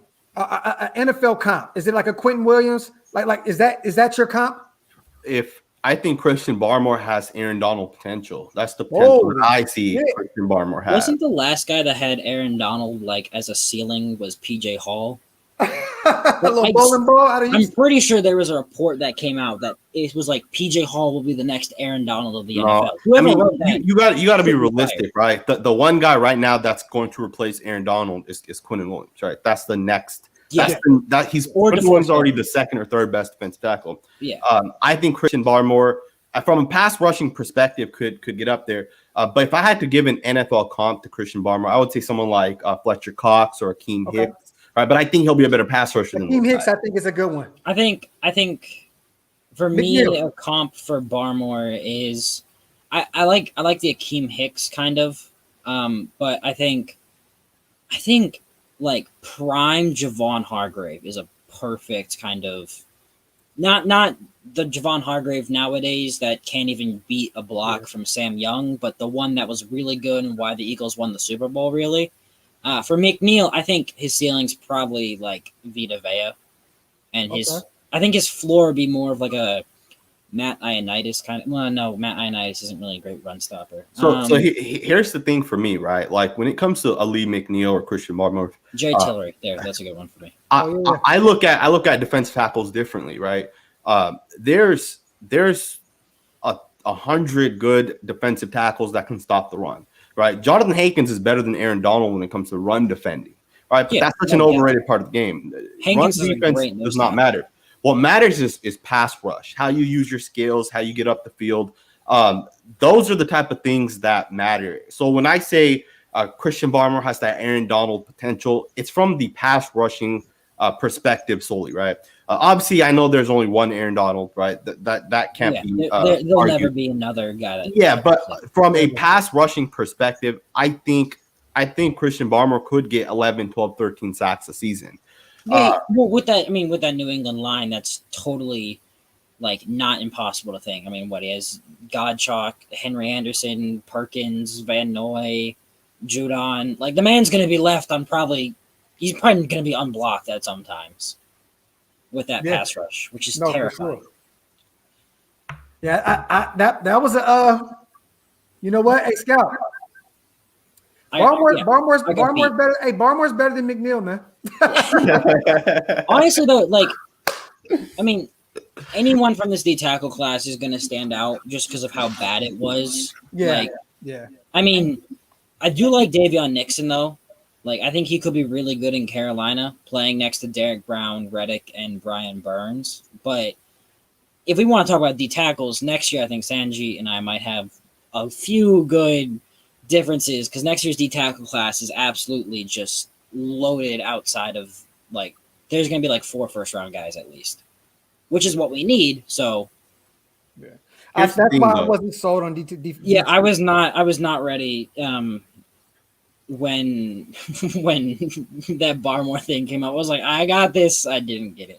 So I want to ask you guys a question. Graphk, do you watch film or no? Do you kind of stay away from watching film? I stay away from it, but as of late, I've been watching a lot more film. But I'm nowhere near where you guys are with breaking down the film. And Scout, I'm assuming you do watch film.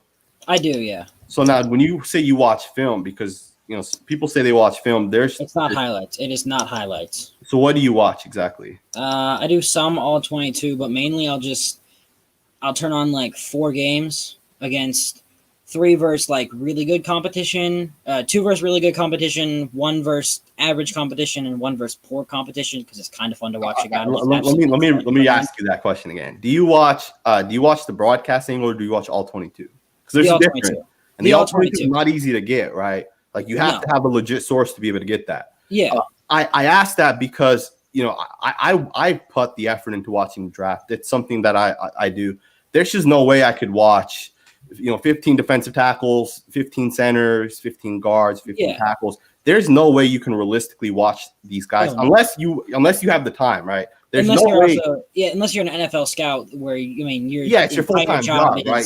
Exactly. I mean, I'll probably watch I think the most I'll probably do on a guy is like a simple hour, and that's touching it, and that's on more of like the top guys. Like JOK, I think I watched like 4 hours just simply because Notre Dame, and I was just amazed by him. Yeah, so, man. We should definitely watch some film together, man. I think sure. maybe we do a video. It'll be fun, man. I can't do O-line though. That's my problem. You can't do what? I can't watch O-line. It's so hard for me to watch O-line. Yeah, it's crazy because like O-line, D-line, that's where I feel like I can specialize in, right? As opposed to like corners. Corner is such a hard position to hit on. Receivers, quarterbacks, those are harder positions to hit on, right? I mean, I hate saying this, but like tight ends is like where I love watching. Same with linebackers, and I love watching fullbacks, even though it's like hard to find fullback tape. But like, there's some fullbacks out there that are just maulers. Yeah, like Ben Mason this year. I have no idea why the Ravens drafted him in the first place, but the guy was a mauler. I love watching safety and D ends. Like that's my favorite. Like that's like the tape I love to watch the most. Hey, we need to do that. That's a great idea, Sanjit. You need to put us up on game, bro. We need hey chat game. Should we do a live one day where we all just come on and we break down film? I would love that. I think that'd be a dope video, man. But hey, man, I gotta go right now. So I do appreciate both of you guys being on, having me on. Graphk, thank you. You hit me up a couple times. We tried doing it a couple times and it didn't always work out. But I do appreciate you, Scout. I definitely appreciate you coming on as well. It was definitely fun. The Christian Barmer, Aleem McNeil topic. I was waiting for that one. I'm not changing my mind. I like Aleem McNeil more, but I'm changing my mind. Sanjit won the internet today. Oh, so what? Darius still your guy? Here's the thing. Here's the thing, Scout. Darius Stills better than both of them. Here's the thing, right? When Aleem McNeil becomes an All-Pro player, you can clip this, put it on your Instagram, and tag me on it. So I mean, if this Christian Barmer becomes the same thing, you can do the same thing. Like, but Sanjit, man, hey, we love you, brother, man. We appreciate you, King. Thank you so much for coming up. And hey, we gotta set something up soon where we can all come on and do our thing again, man. Absolutely, man. Shout out to everybody. Shout out to everybody in the chat. I really appreciate it. I hope everybody has a great day. Peace out, man. My brother. Yeah, I think he smoked this. I think he smoked this. I was not prepared for that. Like I mean, Yeah, I don't think I So should. you know what's funny was I was the one that was kind of trolling and jumped on the post like, yeah. And then I was the homie that was in the passenger seat that got shot. That's what happened to me right now. Yeah, I was was not driving with you. expecting Like, you that. were driving the car, and I was like, oh, yeah, okay. And I got shot because of your stupidity, man. What the fuck were you doing? No, I'm just fucking with you, Scott. I wasn't expecting that. Like, I know Sanjit's heavy on Barmore. He definitely, yeah, definitely. No, but you know what though? Those were both. You know, like, let's be real. I love McNeil, man. Yeah, I'm a huge fan of him. They're both not going to be. I mean, they're both going to be average. I think D tackles just simply because the D tackle class was kind of overhyped. But Yeah. I mean, we'll never know because we will know. But yeah, I got absolutely. Shout out to Leon. I do think we make the playoffs this year, bro. I think that Carr knows his job is on the line. Gruden knows his job is on the line. Mayock knows his job is on the line. At this point, playoffs are bust, man. Well, I mean, when you look at it, I saw someone tweeted the other day, and it was like, someone was like, the Raiders. He named a bunch of teams that were better than the Raiders, like just simply AFC. But I think one of them was like Steelers and Titans. I can't reasonably say the Steelers are a better team than us. Like, Nope. You look at that defense last year, great. They lost Dupree, they lost Steven Nelson, they lost Mike Hilton. Justin Lane got arrested for like drug trafficking or something. Yeah. Weren't they like 10-1 with Bud Dupree? When he went out of the lineup, that's when they just tanked. They lost. Who else did they learn? They lost another depth like linebacker. They lost Alejandro Villanueva. Pouncey, I think Hayward stayed. But I mean, they have TJ Watt, but like, there's nothing really else on that team that's kind of like, I need this. I want this. It's not. It's going to be the defense is kind of going to be a bit overrated, and then with the Titans, Arthur Smith's loss is so big for them. I mean, they added stuff to the defense, but they also lost Vaccaro. What else? They lost. I'm forgetting his name. The Titans. Yeah, the corner. Adoree Jackson went to the Giants. Adoree Jackson. That contract. You can say Clowney wasn't a big loss, but he was huge against the run game for them. And they overpaid Dupree. Then on offense, Vic Beasley. Oh, you talking about this year? Yeah, on offense, the loss of Corey Davis is massive because he did play a big role last year. And the obvious biggest loss is they also cut Malcolm Butler. As well. Yep. They added Elijah Molden, which I like, but they also added Caleb Farley, who could be good. He also could never play football if he gets hurt one more time. That back is no joke. Who else? Arthur Smith's loss is massive because like the Titans are Tannehill. How am I forgetting his name? Derrick Henry, AJ Brown. If you shut down that run game, do you really trust Ryan Tannehill to throw to AJ Brown and AJ Brown only? Well, let me ask you this: it's so hard to shut down Derrick Henry. Yeah, I was going to say that. Can you shut down that run game? No, that's basically like trying to stop a freight train with a single car. It will happen eventually, but you're going to get killed for a mile. For real. Hey, what do you think? Do you think Indy takes a step back with Carson Wentz at the helm? I don't think so. I think he was great under Frank Reich, and that O-line is scary. No joke. It's the best in football, and it's paid. It's underpaid, and it's the best in football. That's how you should be playing. Like, you should be paying less than what and getting more. They just got Fisher today too, huh? Yeah, they signed Eric Fisher. They got Quentin Nelson. They got Ryan Kelly, Mark Glasnow, and oh my God, man. Who's it? They're right. That's gonna be a great test for us. If Carson Winston, they also lost Johnny Smith, the Titans. That was a big loss because they didn't replace him at all. Justin Houston may go back there too. To Indy? Yeah, I mean, it'd be a great D line with him, Kwity Paye. Yeah, but I just don't love their third linebacker or their corners really. Like Xavier Rhodes, great year last year, but it's Xavier Rhodes. We've seen him go all pro to just like 1,000 yards allowed in a single year. Yeah, but it's gonna be tough. The Patriots. I hate what the Patriots did, but they just spent and their draft was insane and everything was perfect for them. Dolphins, if Tua takes a step up, he's good. Yeah. Dolphins are good. I don't really like how everyone was trashing Gruden because Brian Flores turned the Dolphins around in 2 years. But when you look at it, like Flores inhabited, like there was talent on that roster. You had Great defensive talent, especially. You had Jarvis Landry, you had Christian Wilkins, Xavier Howard. Like there was talent there. Yeah. And you look at our defense when John Gruden took it over. It was bad. I think the only player that's still around is Nicholas Morrow. Yep. And there was a point where he was like scraping the bottom of the barrel, barely making it. And then on offense, I think the only guy, is Jalen Richard and Derek Carr? Yeah. Hey, hold on real quick. Tier said, Graphk, talk about how overrated the Chargers are. New really head coach, Lombardi at OC, signed Thuney to play center. Thuney? Do you mean... He went to KC. Do you mean Corey Linsley, like the best center in football? Yeah. One of the best centers in football? They just paid him like big bucks. Yeah. I told a Chargers fan, I was like, still the second best center in the league. Next day, cuts Rodgers. I was like, well, fuck. Hey, Raid, they're saying get you on, man. What's up, bro? You want to come on for a few? Their corners aren't great. I will say that. I like Michael Davis a ton. Actually, what the fuck am I talking about? They got Michael Davis and Asante Samuel. That's a great corner duo right there. I forgot about that. Yeah, I forgot about Asante Samuel. I hate that. He's going to be like a Jalen Ramsey. Not going to be Jalen Ramsey, but he's going to play like Jalen Ramsey. He's going to play the Jalen Ramsey role.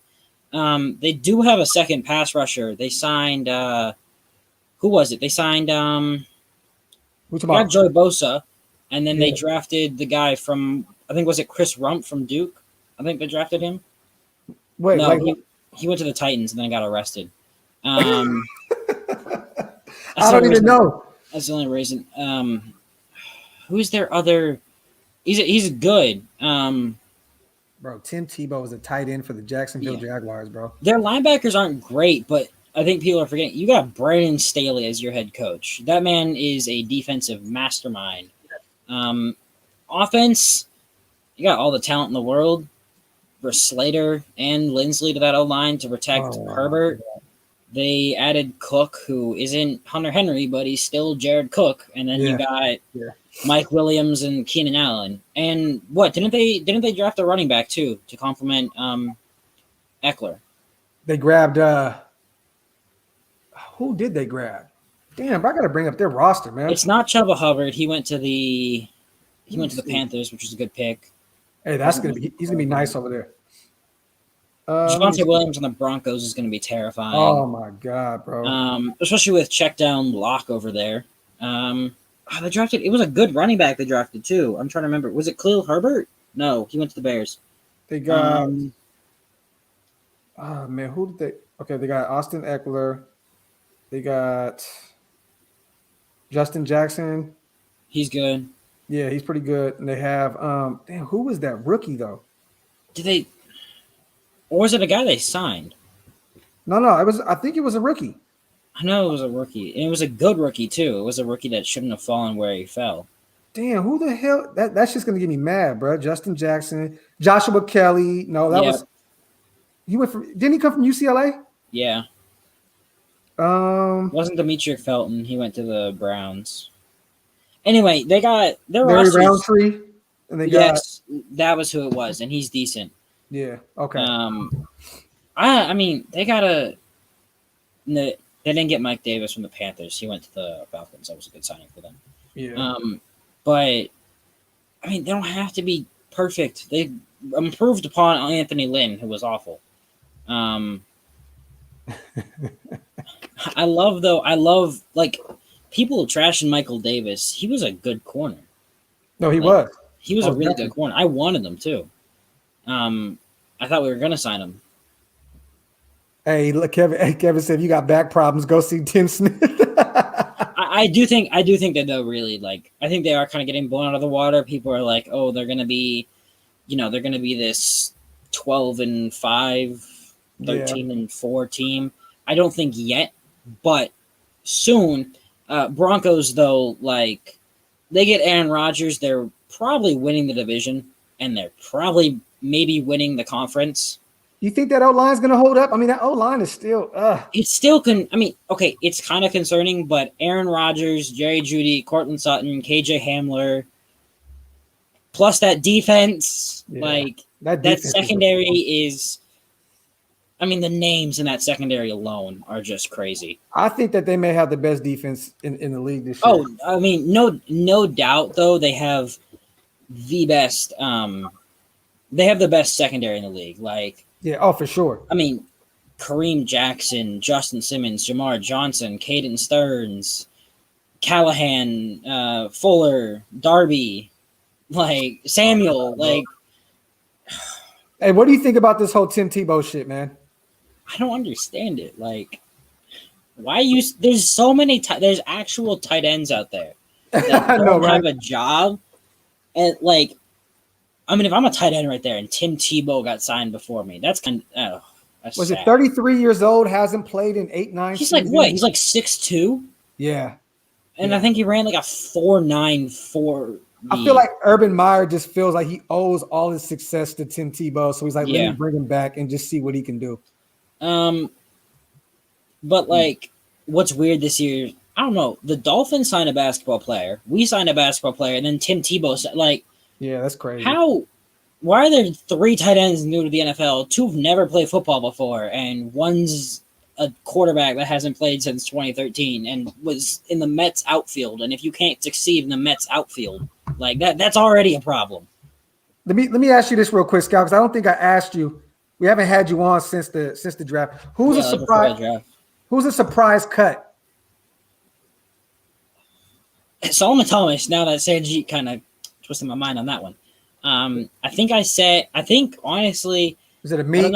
Solomon Thomas? I think a Meek's kind of growing on me more as a surprise, like off the roster kind of guy, because I hate trashing dudes for things they can't control. Yeah. But being 5'8" in the NFL is hard enough. Being 5'8" in a scheme that favors anyone over 6 foot, that's even harder. And I don't want to say Amik is trash because he didn't play great last year, but you're going outside to nickel under a horrible defensive coordinator. Oh my God, bro. And that's hard for me to say, but I just don't see a way like on this roster. They drafted someone fast. He ran Hobbs ran a 4.38, probably just as physical as Amik Robertson, and probably just like as good of a tackler on run defense. And he's 6'1" almost. Yeah. However, I think Amik could make it if he transfers or if he tries to start learning how to play like a free safety kind of role. Yeah. I think that's where he could make it, is if he kind of learns how to play more of that deep coverage and they can play him special teams, nickel, free safety. That's how I think he makes it. Otherwise, I think we trade him to a team that needs and can develop him, and that hurts. Bushman, yes. Bushman, he could be a steal. I think that might be a surprise cut. Oh, shit. Trey Rodgers and Darius Fields on the 53. Actually, surprise cut is Nathan Peterman, because Gruden, he has to have some dirt on Gruden or something. He has to, bro. Like, he must have caught him like fucking a donut in the lunchroom or something, bro. Like, there's no reason that man should still be on the roster. There has to be some type of weird shit that he really got on him, bro, because I don't. First of all, they signed him, and I kind of was taking it as like practice squad, late year kind of guy. Yeah. Throw to the practice receivers, and then the next year I was surprised he made it, and then last year I kind of understood it because it was like he got quarantined from the entire team with like 2 receivers, an offensive lineman, and a couple DBs in case they needed a guy. So I kind of understood and then this year it's kind of like, okay, why is he here? And second of all, why did we re-sign him for like $2.1 million? Oh, and hold on. I'm gonna send a link to Raid the Tape real quick, brother. Hold on, just keep going. You good? Someone sent the contract details. If this is how stupid the contract is, they gave him he gets like an extra $500K if he wins Super Bowl MVP. Mm-hmm. Like, why is that in your contract as Nathan Peterman? Then again, like he's got to have something. There's no way. I mean, unless it's just for a joke, like, hey, Super Bowl MVP, 500K, like. Ready to take. Check your inbox, brother, on IG real quick. I just sent you the link. Joseph could be one though. Yes. I hate the number. I kind of want to 43. It was okay. I feel like they brought him in. They're like, all right, so Littleton's not giving out 42. What number do you want?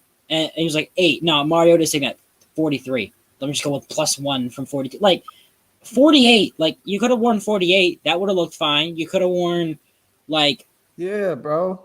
Even like 9 would 9 would look decent. That looks better than 43, bro. Yeah, 43. 43 is the corner you see in practice in preseason. And if you see any corner in the 40s on a regular week, you know that man's about to get toasted over the top. Or if you see a number 25 Eric Harris. Captain Jack, hey brother, I'm gonna hit you up on IG. I want to get you on the show next week, man, if possible, man. Shout out to the OG Captain Jack. James said, this guy said, what's wrong with incentive-laden contracts? That's how contracts should be, is incentive. But like, why are you giving Nathan Peterman an extra $500K if he wins Super Bowl MVP? Like, where did that come up in conversations that they were like, that's what it should be? I mean, unless we're planning to use him like, apparently they want to use him with gadget plays, but like, the fuck you gonna do with Nathan Peterman on a gadget play? Yeah, like a fake punt throws and gets picked off for a touchdown. Like, what are you doing? We don't even use Mariota for gadget play. Why the fuck would we use Nathan Peterman? Better. Mariota, Drake, Ruggs, triple option. Just man, dog. Oh my god. I mean, got you, Captain. Yeah. Got you, brother. Go ahead. Gruden wants his Taysom Hill. You saw it with Lynn Bowden. Didn't work out. I guess Kenyon Drake is that guy, but at the same time, Nathan Peterman can't run or catch. Like, bro, people tend to forget, man. He threw 7 interceptions in one game. Granted, his entire receiving core are all out of the NFL right now, and I think like 2 of them got cut from the CFL. But holy shit! Like if 2 of your receivers got cut from the CFL, it's kind of bad right there. Fuck! Oh yeah, he didn't stand a chance, man. Oh, you know what? Nathan Peterman is still the GOAT, then, y'all. He's still the GOAT. Yeah, 23. I do like that. He took Devontae Booker's number. I mean, who was it? T.J. Morrison, bro? Really? Yeah. An undrafted free agent really took your number? Like, that's fucked. That's wrong. You just got like $11 million, bro. You better tell that motherfucker give you give him $1 million. He's an undrafted free agent. Like, how are you gonna let this man get your number as an undrafted free agent? Like, is the plan like when he kind of like retired, like when he gets cut, be like, I'm not going to take this. Are you going to pull the Meek Robertson and have like 4 different numbers by the time the season starts? Or like, what's going on? That shit is crazy. Zay Jones should be QB number 3. I agree. Probably. He threw more touchdowns last year than Peterman did. Who's some other guys? I released I made the graphical of the numbers. I'm trying to think of other guys that just don't. Oh, Darius Stills in 79 looks horrible. At 79? Yeah, that's just not a D tackle number. Oh yeah. It did look a little weird. What was he? He was 56. 56. Yeah, that looked fine. Also, whoever Jerry Green is, please give up 52. You don't deserve it. Malcolm Koonce should get 52. Yes. So hold on. What do we have Koonce at? I didn't even get to really see the number. None of the rookies have their numbers yet. But if I had to guess, I think Gillespie's probably going to take 9, what he was in college. Yeah. Leatherwood probably take 70, and then Merrick will probably take 7. Nate Hobbs is kind of getting – the numbers left are not great. They're like all in the 30s or like the 70s, and there's like one single digit, and I think there's 1. If Nate Hobbs wanted to be that guy, he could take number 1 instead of Trayvon Mullen. Damn. Now, he did say he like – apparently he wrote a list of like all the corners drafted above him, and he's going to put in his helmet before each game. And, I mean, I could see that guy being number 1. Hey, hold on real quick. I got to ask Lech, man, Koonce is overrated as well as Diablo. Where do you get that from, brother? I mean, I think Koonce is a bit overrated if you got guys being like, he's going to get 8 sacks his rookie year. He'll probably get like 4.5. Yeah. But Koonce is that guy that you have to develop. Like you give him a year, kind of let him learn some moves, get refined, and then you kind of start to let him leash. Let's be real. People are saying Koonce is overrated because they never heard of him until we drafted him.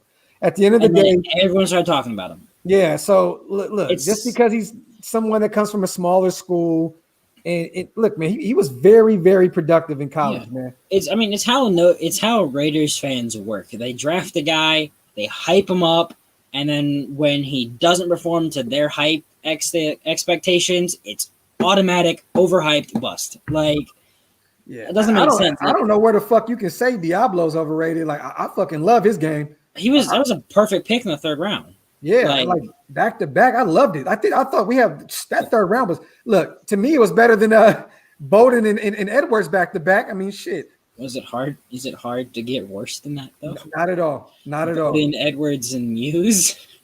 What number is Merrick wearing this year? I gotta be 7. If it's anything other than 7, I'm gonna be mad. Shout out to my brother Eddie, man. Appreciate you, brother. I also love how Trayvon Mullen was like so set on getting number 1, and I feel like the NFL was like, you gotta pay for this many jerseys. He was like, on second thought, no. So Clee got that 99 back. So I love it. I checked the roster when I got home because I was like so ready, just kind of ready to make those posts, and then I see. And I sorted by number, and I saw 99. In my mind, I was like, "Ah, damn, Arden Key." And then I was like, "Wait a second!" And I was like, "It's Clee." Yeah, I was so hyped about that. I love it. He got his number back from. I couldn't find Vickers. Like I couldn't see him on the roster. I thought we just straight cut him. I was like, this man not give up his number, so I got cut. If you had to get one jersey, who are you getting this year, Scout? Honestly, I might get Alec Ingold. I love that, man. Okay, I like that. Get a fullback jersey. I like that. I'll be kind of sad though if we just let him walk. I'm gonna be like, well, shit. Nah, I don't think we do, man. I was gonna get a Hudson jersey, but my favorite Raider. Yeah, that's fucking. I don't really like Cardinals jerseys at all. I don't really fuck with that red and white, or whatever the hell it is. Yeah, fuck that. See you around, Richard. No more flat passes to you, man. Deal. Look, man, I don't really have a problem. That's a new number that's gonna be free though. 30 is gonna be free. Yeah, I don't know who the hell's gonna want 30, but it's gonna be free. For real. Renfro 13 docs. Diablo jersey. I'm getting a Diablo jersey for sure. I think Douglas switched to 29. So I'm still going to be having some pain seeing 29 out there. He said, who's babyface Raider YouTuber? Dude's got knowledge. I got to follow. So this is my brother Raiders.Scout. He's actually about to start a YouTube page. I'm going to. But right now he's killing the game on Instagram. So follow him at Raider.Scout. Raiders.Scout. On IG, man. And if you want to follow me on Twitter, it's KUHN and then Tristan with an E, or just type in #Raiders. I'll be on there somewhere eventually. Just go to my Twitter. Yeah. One of the last retweets. Raiders, I'll be on there. Yo. Eventually. What's good with it, y'all? What's up, my brother? What's good, Nation? What's up? What's up, Graph? What's up, Scout? How y'all doing? Not much. What's going on with you, brother? I'm good. How was y'all Mother's Day? How's y'all families doing? Man, we blessed, man. I took mine down to Austin, man. We got a little hotel room, kicked it for the weekend. It was love, man. How about you, brother? Good. It was good, man. It was good. That's took my good. girl out, got her some jewelry. You know what I mean? Talk that shit. Talk that jewelry. What you got to do? I'm my wife. You feel me? So. That's what's up, brother. Hey, Vital, man, appreciate you on the donation. He said, Dots, can you try to get some players on here? Now, what's funny is, man, I already talked to a few, and to be real, I chose not to go that route because, look, I don't want to be a biased guy. I got to talk my shit. You know what I'm saying? If a player comes on, his teammates may get mad at him later on seeing him on my show because we talk real up here. You know what I'm saying? And I spoke to Darius Stills. I talked to Max numerous times. But to be honest, man, I'm going to stay away from that, man. I'd rather have my guys like Rated Tape Scout, Honcho, Mitch and Sanjit, Samoan, my guys to just talk Raider football because I don't want to do the bias thing. I am a Shield fan. I'm not just a player fan. I would say I got a good personal relationship with Brandon Parker. Mm-hmm. Because just some stuff with that. But you did a podcast with him, I've done like 2 or 3. Yeah. But so it's I defend the man, and it's not because I'm chill with him. It's also because he gets way more hate than he should. Yeah. But sometimes you subconsciously just. Oh just no. like, Sometimes subconsciously, I'm like defending him when it's hard to. Like if he misses a block, I'll be like, oh, I'll kind of defend it, but it shouldn't. But I know his like his second year he was playing his freshman. Ooh, his rookie year he was playing on like a broken ankle. I think is what he said. So I mean that's kind of interesting. Ready to tape. Who would you want to have on your show, brother? If you had to pick a player. That's a good question, but honestly, it'd probably be Abram. I like that. It has to be. Like it has to be. It had that energy. You know, it had an energy. Yeah. Any player would be Ingold, but he answers my DMs, and then he's just like, eh. I would love to have Waller and Max on at the same time, so I could talk about the sobriety, just different things, because I want to touch on different shit than just football. That's where I would go with if I could have some guys on, it'd be them two, and it'd be talking about real life, like just not football, but real life. I told you that story, music and all sorts of shit. The one with Waller, like his agent was like, "Hey, would you interview him?" And I just never got back to him on accident. That's crazy. That's crazy, Scout. That one up.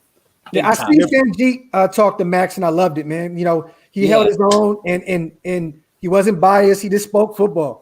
You know what I mean? But some of these guys, you don't know. Like if I say, look, I got Yannick and Khalil starting, man. How do you feel about that? He may never fuck with me again. He may unfollow me. Yeah. You know, I say like literally, I did a video about Jalen Richard. He followed me one day, and then I did another one, and he unfollowed me. I got followed the day. I would really like to know what Carr would have to say, like in an interview outside of the pressers. That's another one I would want to do. Like I would really want to know what he really would have to say, because he don't really be saying too much, honestly. And there'd be hella buzz about him. I would pay Derek Carr to come on the show just to say fuck, and he can leave. I would pay Derek Carr, like, look, bro, I'll give you a band right now. Just come on and say fuck, and then you can just dip. Like, bro, that's it. Like, I just want to hear him. You would have to pay him more than that. Hey, look, that's all I could do. Shit. No. I think I would. I remember I got followed by Antonio Brown for like, I think it was about 35 minutes, and then he unfollowed me. Still like that's the peak. Even though it was after he got cut, but I was still like, Antonio Brown followed me. It was I saw AB followed you. I have a screenshot. I think it's way back. It was from right after he got cut. Yeah, and Trent Brown hates me. I am blocked by Trent Brown. Yeah, Trent Brown. I'm also blocked by. Y'all crazy as hell, man. I'm trying to remember that. There's like it's like 8. Let's see. Trent Brown, Marquette King. I don't know why. Baker Mayfield again. Don't know why. Stephen A. Smith. He's not a player. Still happy with that one. Amari Cooper. Who else? Should these guys follow you? No, I'm blocked by them. Oh shit! Shit! How you end up getting blocked? How you end up getting blocked by these players, man? How you? Bello, the guy. You sending threats to the DMs? No. Okay, so after we cut Cooper, he said something like he said a tweet. He said in the presser like, "Oh, I feel more comfortable in Dallas." And like I remember that stupid ass presser. I don't have to worry about ball. Like I can. It's easier with Dak, and I had a full 4.5 minute montage of every ball that has ever hit him in the face mask, gone through his hands, stuff like that. And then Marquette King, I don't know how I got blocked by him. Trent Brown, I think I know how I got blocked by him. I know how I did too. So Stephen A. Smith, I know how I got blocked by him. What the fuck is you doing? Okay.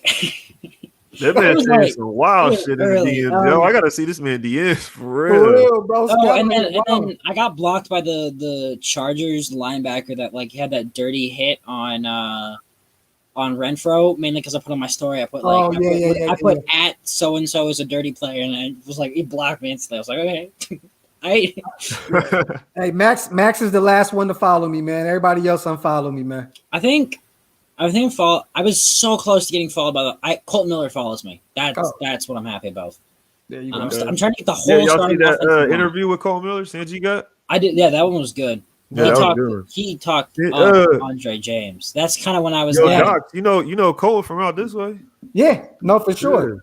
Yeah, bro. I love to see guys from the crib, man, doing Cole their thing, Miller's he's so soft spoken. Like the dude just never talks.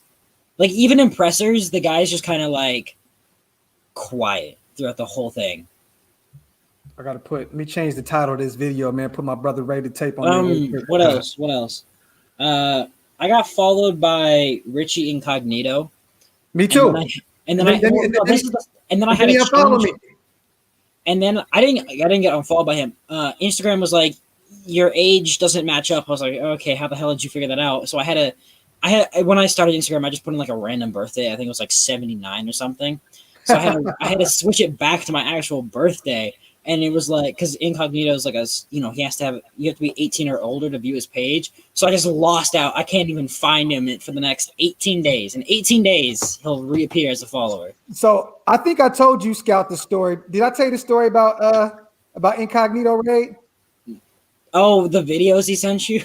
Oh my God, dog. So he was following me, and he would hit me up in my inbox randomly, like, "Hey, brother, I love Soul Nation. I love your song. Hey, I'm gonna repost it, right?" But he never would. But I never asked him, so I was like, whatever. He would just randomly hit me up and just hit like on stuff. Then he'd comment, Raider Nation, woo. Then one day he sent me 3 videos back to back of him snoring. He was literally just snoring. Like literally, it was just all black. It was pitch black. He would just. So I'm like, what the fuck? And next thing I know, I go to his page and he unfollowed me. So I was like, maybe he was embarrassed. He accidentally sent me some shit. I don't know. That was the weirdest shit I ever seen in my life, bro. No telling what that man does in his personal time, man, yo. You never fucking know, bro. Yo, Incognito crazy. Jackie, got you, Queen. I'm gonna check on it ASAP. Hey, real quick, Ray. So now that we got you in here, brother, what do you think about the draft, man? We haven't talked since. Also, Lester Cotton roasted me one time because I used a bad picture of him, and the man, he was not happy with it. He was not happy. Still follows me, but he is not happy with it. Scout, you wasn't happy with that one picture I posted, huh? What? Oh, you was like, why that screenshot? Yeah, I don't even know what was happening in that one. I was like, yo, that's you just picked a random somebody else post. I'm just reposting it, man. So I wasn't getting that wasn't me. I think I have my whole goal is to get like the whole starting offensive line. I think I have everyone, except for Leatherwood and Andre James, but I'm close to getting. I think I might be close to getting Andre James just because I've added him so much. That or getting blocked because I've added him so much. And Alex Leatherwood, that's gonna take a while. Bro, they watch all of our videos, bro. What I mean to tell you, these players, they watch everything. They go to your IGs, they go watch our videos.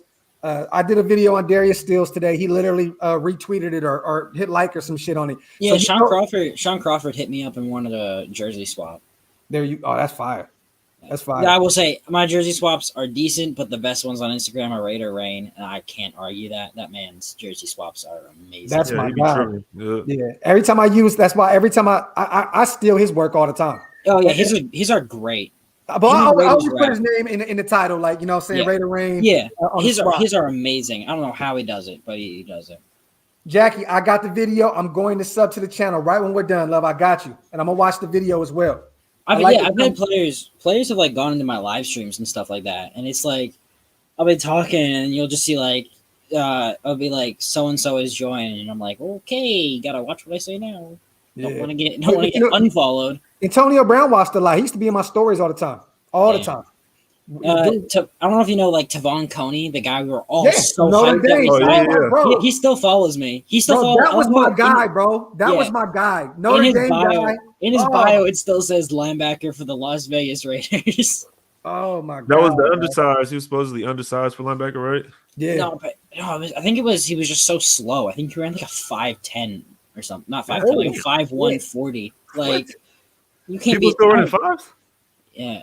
I love watching him play at Notre Dame. Oh, man. Yeah, Notre Dame, he was amazing. When he went undrafted, I was like, damn, this would be a good pickup for someone. We pick him up. I was like, damn. And then he got cut. I was like, well.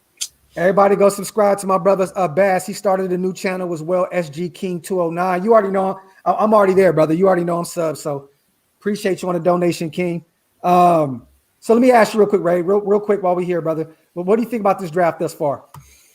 Man, what do you think about the draft? You know what I'm saying? at the end of the day, I like it. You know what I mean? After the first day, it was mixed feelings, but the way it unfolded, yeah, for sure, like it. I still give it an A.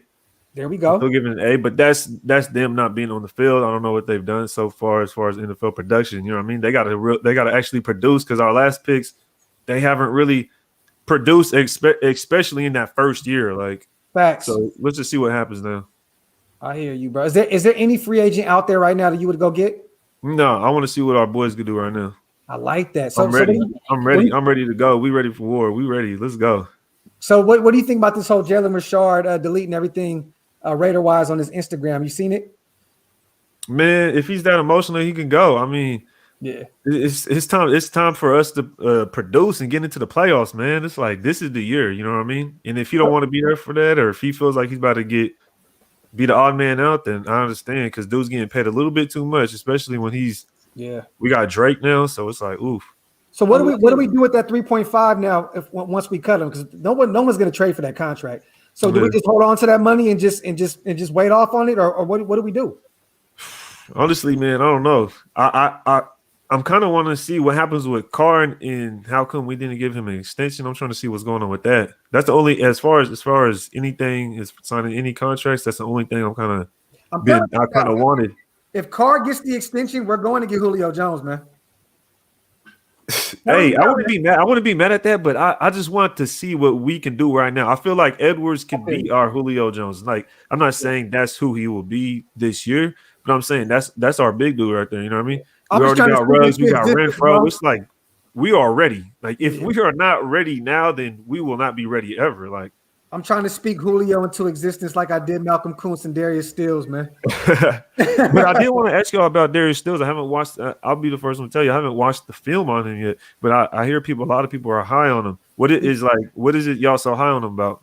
He's just got great athleticism. Sorry, I was looking through and Jonathan Hankins unfollowed me, and now I'm sad. Hey, Darius is undersized. He's like 6'1", 284. Now I heard maybe 290. I think he got a couple more pounds on him. Dude has a low center of gravity because of his height. But this dude he lives in the backfield, man. Sometimes he plays a little reckless. So I think that Marinelli had kind of show him some discipline. But this guy is great, man. Like him and his brother together at West Virginia, they were monsters, man. They were monsters. I think that he has really, really if he makes the roster, he sticks. If he doesn't make the roster, I don't think he sticks. But there's a ton of undrafted free agents. What kind of contract would he get?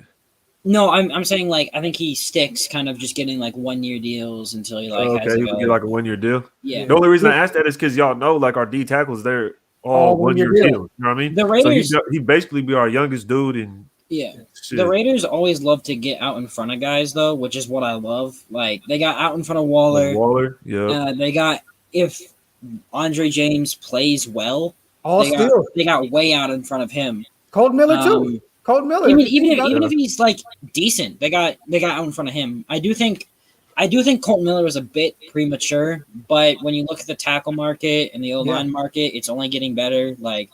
I'm kind of glad. If Orlando Brown got a contract before Miller, we would have paid him an extra probably $20 million. Yep. I think we got to get. I wish we would extend the Carr this year because I think if he has a 35. People say he gonna put up a lot some crazy. If he puts up a lot of stats next year, his market value went from 30 to 35. I'm telling you. I still remember when he was the highest paid player. DC is going to play out of his mind this year. Oh no, he is, and then we're going to just fork over more money unless we had done it this year. That's why we do it now. I think we got out in front. I wish we'd given Morrow a long-term deal. This 1 year for $5 million might come back to bite us in the ass. But I don't think so. I think that's why we got Divine Diablo. That's why we got. I'm not worried about Morrow. I didn't even really want to bring him back, honestly. Who's another guy we got out in front of? We got way out in front of Waller. I said that already, but honestly, he's gonna want more money here. Carr, in a way, you could say Carr too. Yeah. Oh yeah, no. Obviously before you know what I mean. Yeah, but. Yeah, no doubt. His car's pretty cheap for Waller's going to get paid for how good he is. So. There's not too many other guys on the roster that we've extended. Those are really only the mainstay guys. I think Waller's got 3 more years left, but I don't think he's never gonna be the guy I think that holds out for more money. He's gonna ask for more, bro. Oh, he has to. Like when you're looking at the tight end contracts this year, Hunter Henry and Jonnu Smith made that man. Gruden will pay Waller. I'm not worried about that. No, He will pay. He you know for sure he's going. I think we'll probably dumb enough get out in front of Jacobs and pay him, which I will absolutely hate.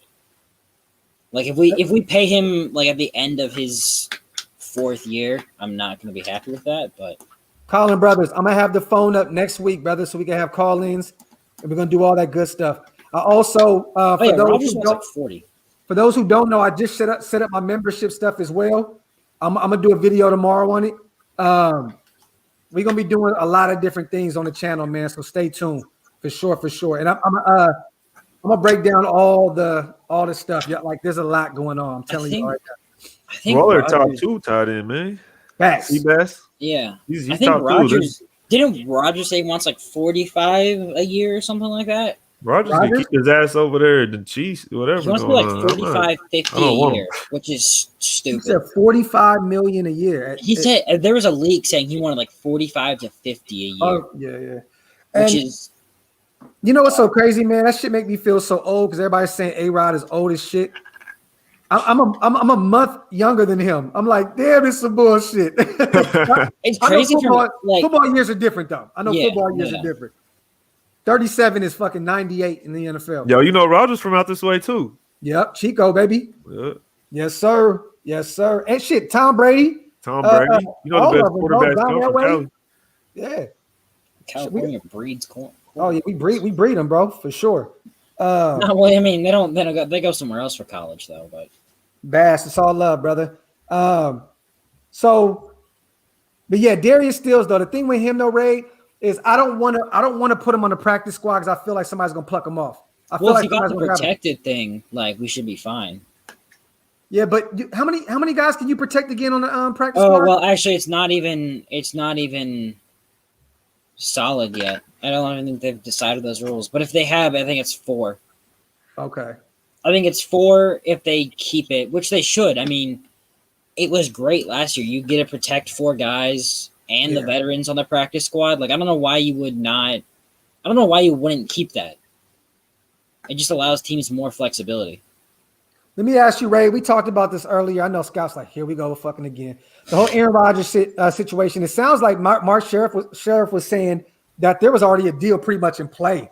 With do you think there's a reason why Denver went and grabbed a Patrick Surtain because their secondary is already deep as hell? Do you think he may be a package deal with some picks to go get A-Rod, or do you think that Denver was just saying no? We're gonna make our defense even better. I don't think there's a package deal. I don't think there's anything in place. I think they got Surtain just because he's good and they just want to have a quality defensive player. Gotcha. I think that's what it is. He's good.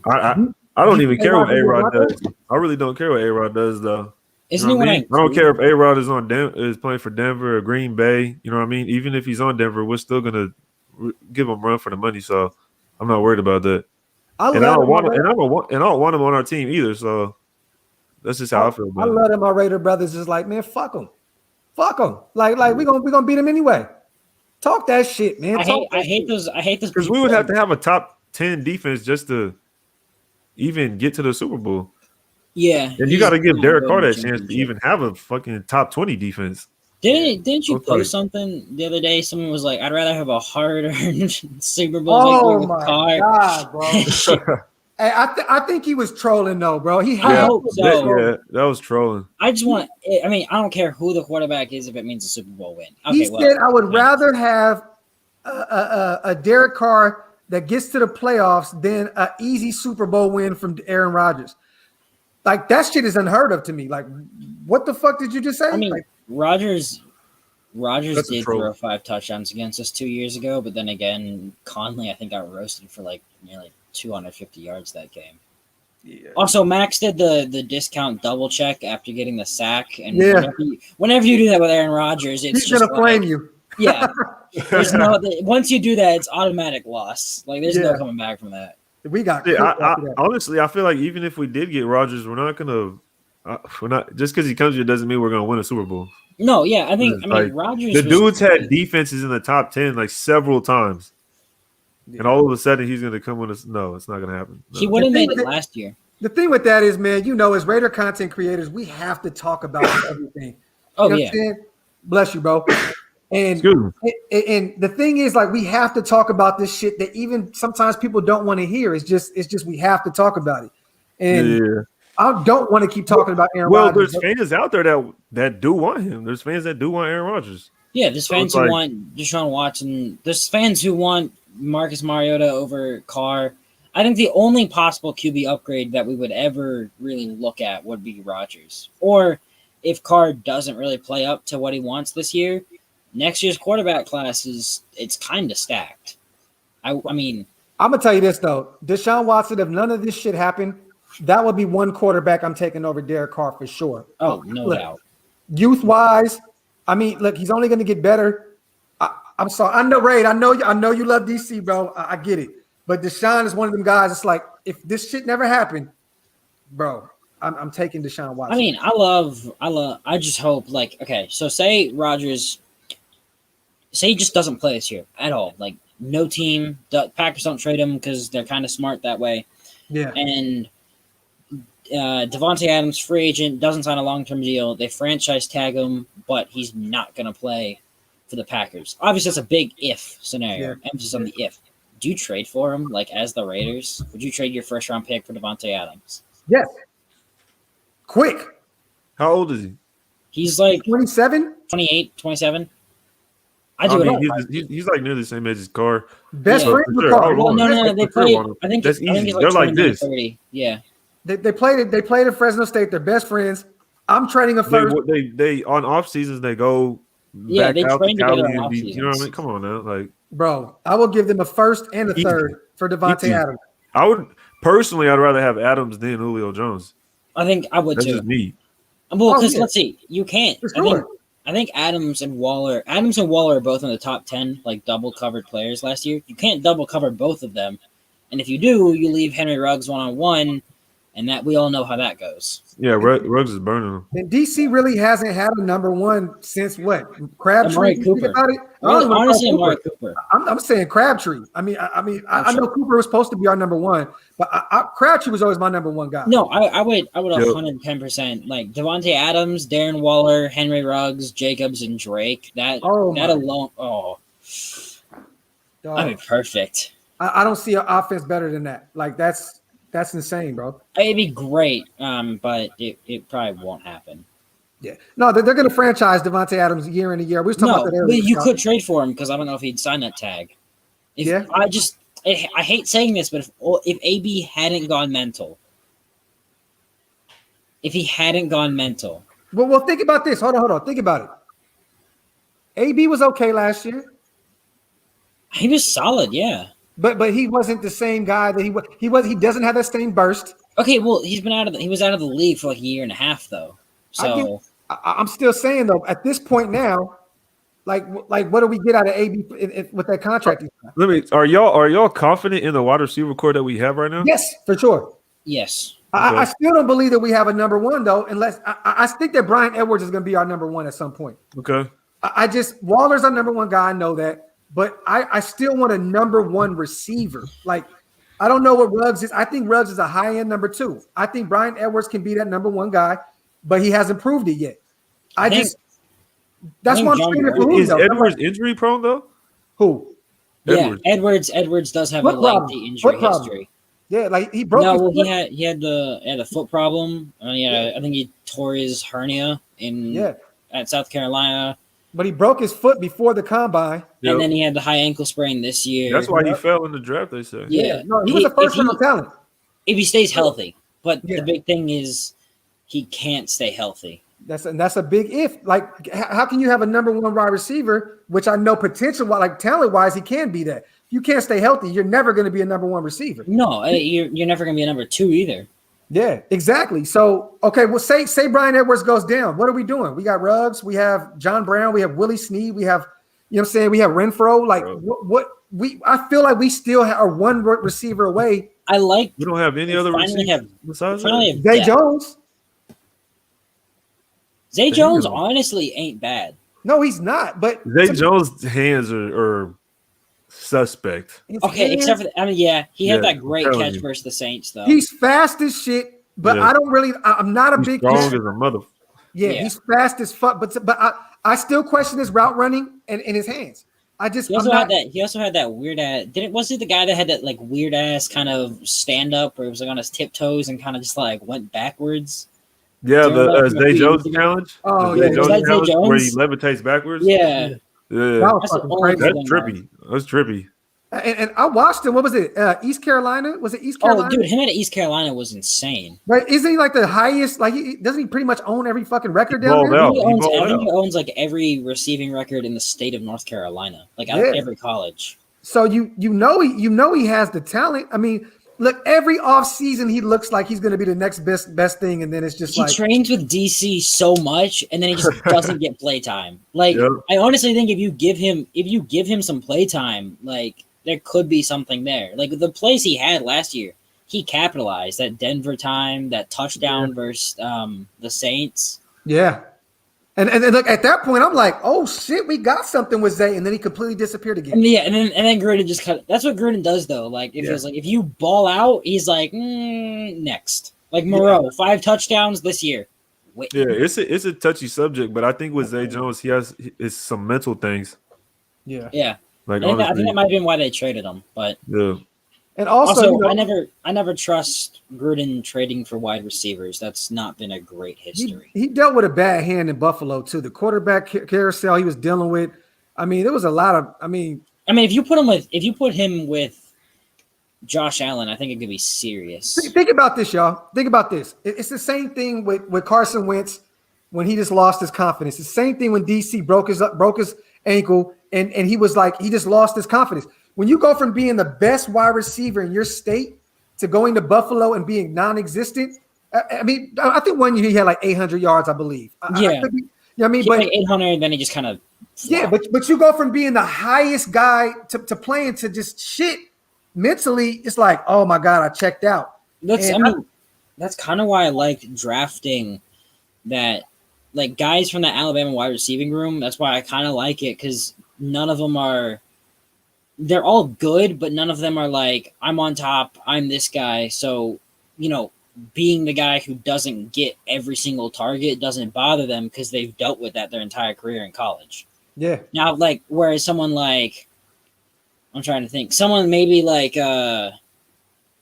this is all speculation out of the blue. Like, I'm not saying this, but like a Nico Collins from Michigan, he's been the guy. So if you put him in an offense where he has to split snaps, that could be like he's got to adjust to that. Or like an AB from what's it called? Like when Juju started to come in and started like taking his snaps and his targets and stuff like that, and he went downhill. So who would be your number one receiver that we would grab in the draft next year? You taking a buddy from Alabama, Scout? I like Mechie. He's got good speed, good route running, jump ball ability. He's kind of like a traditional X receiver, but a hybrid. I think it could happen. Plus, Ruggs, him, Gruden loves Alabama offensive players. That's why Julio Jones is still an option, man. I'm telling you. But like I think I'm talking more like if you look at it like from that what was it, the 2018 national championship team? We have their starting left tackle, their starting wide receiver, their backup running back, which is still crazy to say that Jacobs was a backup running back. That's crazy. Yeah. Foster Moreau needs more playing time, though. Yes, I want to see him succeed this year. I'm kind of tired of like he had like 20 yards of reception last year, and we're just like he'll probably leave us. Like if we don't start using him more, he's probably just going to be like. I'm gonna be honest though. I think it was just Witten being there. He was coming off of that bad injury. Also, I think that's what it he was. Kind of had to get worked into, and then especially him stepping up this coming up year. I think he's not going anywhere. Right, I think Gruden likes that guy. He just had to get healthy. I just think he had to get prepared for this coming season. I think Witten came in because of Foster Moreau's injury. I think that they allowed him to sit and just kind of just work his way back in. and this year's going to be that year where Foster balls out. I do think Yep. Foster Moreau can be really good, but my thing is like I know Foster Moreau loves Darren Waller, but like if you're Moreau, would you go somewhere else and be the solidified number 1 tight end? Or would No, stay you with wouldn't the have to Raiders? because in this system you run 3 tight ends anyway. That's true. That's true. Yeah. That's true. So That's it's why like Matt, being a number 2 tight Yeah. end is really isn't that bad. And who's to say that Foster can really be a number 1 though? I mean, he's shown like with the sum of the plays he's done, it shows like he has the ability. But then again, when you look, I think we ran like the most tight end sets last year, like 3 tight end sets, which is why we carry 4 tight ends because Derek Carrier as your 3rd tight end is In the red zone. yeah. That's why I think Matt Bushman makes it simply because like I think Bushman he has like the easy out of all the undrafted free agents, he has the easiest way to the roster. Like he's competing with Nick Bowers and a college basketball player. Like, Why is Carrier still like on the roster? I don't really special understand. teams. I guess so because I'm just Also, like that one play where Blocking. it was out of the backfield, the wheel route, and he absolutely just what was it the Chiefs? And I think he turned L'Jarius Sneed into like a human bowling pin or something. he's a big boy Blocking. though. Oh yeah, he's massive. How tall is that basketball player? What is he? 6'3", 6'4"? 6'8", Oh, 6'8"? 6'7", 6'8", something like that. Holy Okay, shit! 6'8". Oh, Who did we pick up that was 6'9"? Oh, never mind. Okay. remember? That was a tackle, you remember right? Lee That Smith? was Smith Jones. Yeah. Yeah. Do you guys remember Lee Smith, that tight end? Yep. But Yeah, so so he was some- the best blocking tight Yeah, end. I in the found league. out Wow. the Falcons traded like a 7th round pick for him from the Bills. Like how are you trading for Lee Smith? Wow. I mean, it's kind of sad that they got a 7th round pick for Lee Smith and we couldn't get anything more than a 5th round for Gabe Jackson. I just feel bad for him. He's been traded twice from Buffalo. Shit. I mean, but you know that. that may be Atlanta trying to beef up their offensive line. Lee Smith is really great at blocking, man. Yeah. I mean, they may be a little questionable at that right tackle. They're like, you know what? Let's bring somebody in like a Lee Smith that can I think help they're questionable everywhere. everyone. I was gonna say I know this question's been asked before, but how do y'all think Drake is gonna be used? Because I think his red zone game is actually pretty underrated. Yep, for sure.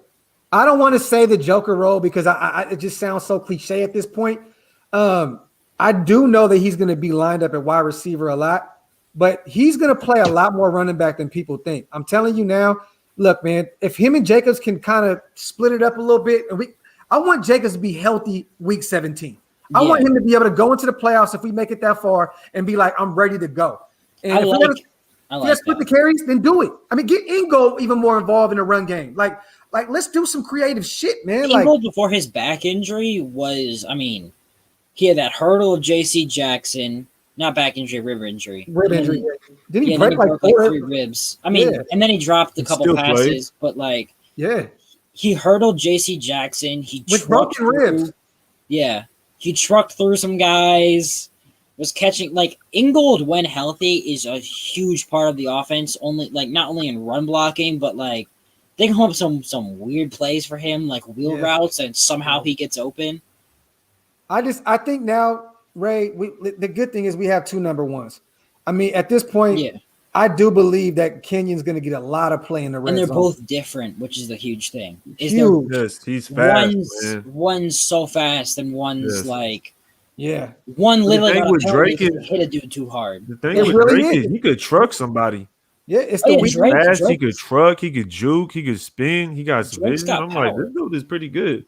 Yeah. Shout out to Jory. He said Wheatley Garner reincarnated. I mean, like it really is that kind of thunder and lightning kind of situation. I mean, Jacobs, you know, you got a good power back when a guy gets flagged for hitting a dude. That Atlanta game? Yeah. Oh, that was terrible. That was I was there. I was confused. I was there. I'm like, what the fuck? I'm like, didn't they call him like unnecessary roughness or something? Yes, they called it leading with the helmet. Leading with his helmet. Yeah, leading with the helmet. That's the first time I ever really, not the first time I've ever seen that, but that's rarely ever called. It's like, damn, I see that all the time. Surprised. Like, I think sorry, I interrupted you there. He got called for it also in the Buffalo game.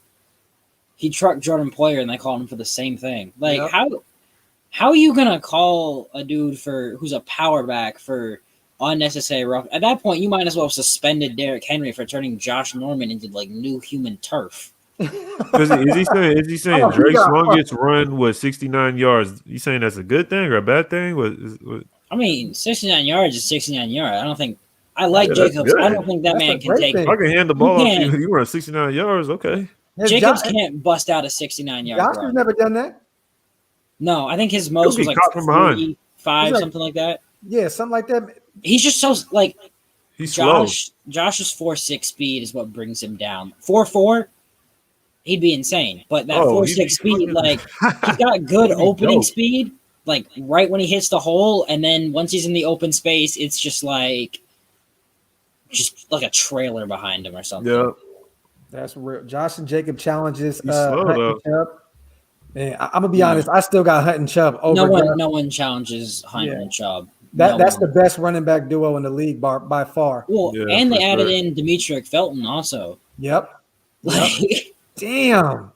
I Yeah. forgot about that. Demetric Felton, the Yeah, guy they who picked just Felton. like wide receiver, running back that just can absolutely route anyone. I think the Bucks tandem is pretty cool. That one's good. Yeah. The Colts have the best, in my opinion. Taylor, If healthy. Hines. Oh, they got When like healthy. 3 or 4 backs, don't they? They got Taylor, Mack, Hines, and then I think they drafted another one. When healthy. Yeah, when healthy. Taylor yeah. might be an issue, man. I don't know, but he Taylor might be an can't stay issue. healthy. I like New Orleans too. I mean, you know, I mean, The top five. Broncos. It pains me saying it. The Broncos isn't bad. Well, you know what? I think they're planning on running the ball a lot with that questionable QB situation. I mean, look, you beef up that running. Panthers. I mean, you got a great defense. Run the ball. Yeah, I mean, Panthers is good also. Oh yeah. CMC, Ramondre Stevenson. And don't they have? Didn't you say they grabbed what's his name? Hubbard. Sorry, I don't think they got Stevenson. Yeah, they got Hubbard. Bro, Yeah, Hubbard, not Hubbard Stevenson. and CMC. Oh my god, bro, that's Lions are good too. yeah.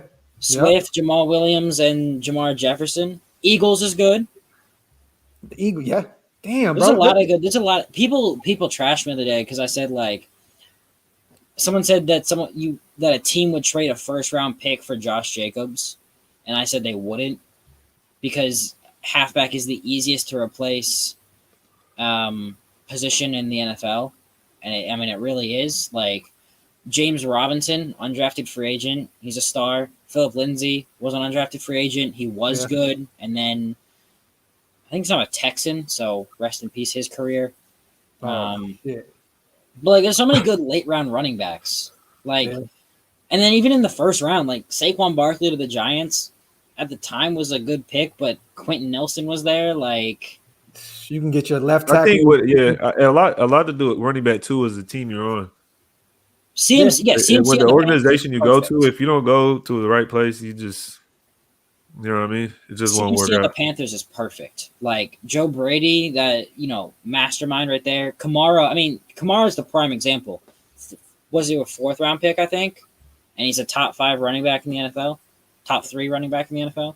Shout out to Everett. He said the best live in Raiders YouTube, Graphk, and Rated Tape, killing it. Raider Nation for life. Appreciate you, King, on the chat, man. Okay, so yeah, Jacobs is 51 yards. 51 yards. And So that's do still y'all great. think? So you guys think our offensive line is better this year or worse? I think it's better. And with that being said, does that mean you think Jacobs is going to perform better? Oh, no doubt. Yeah. I mean, is it hard? It's hard to get worse from the 27th run blocking.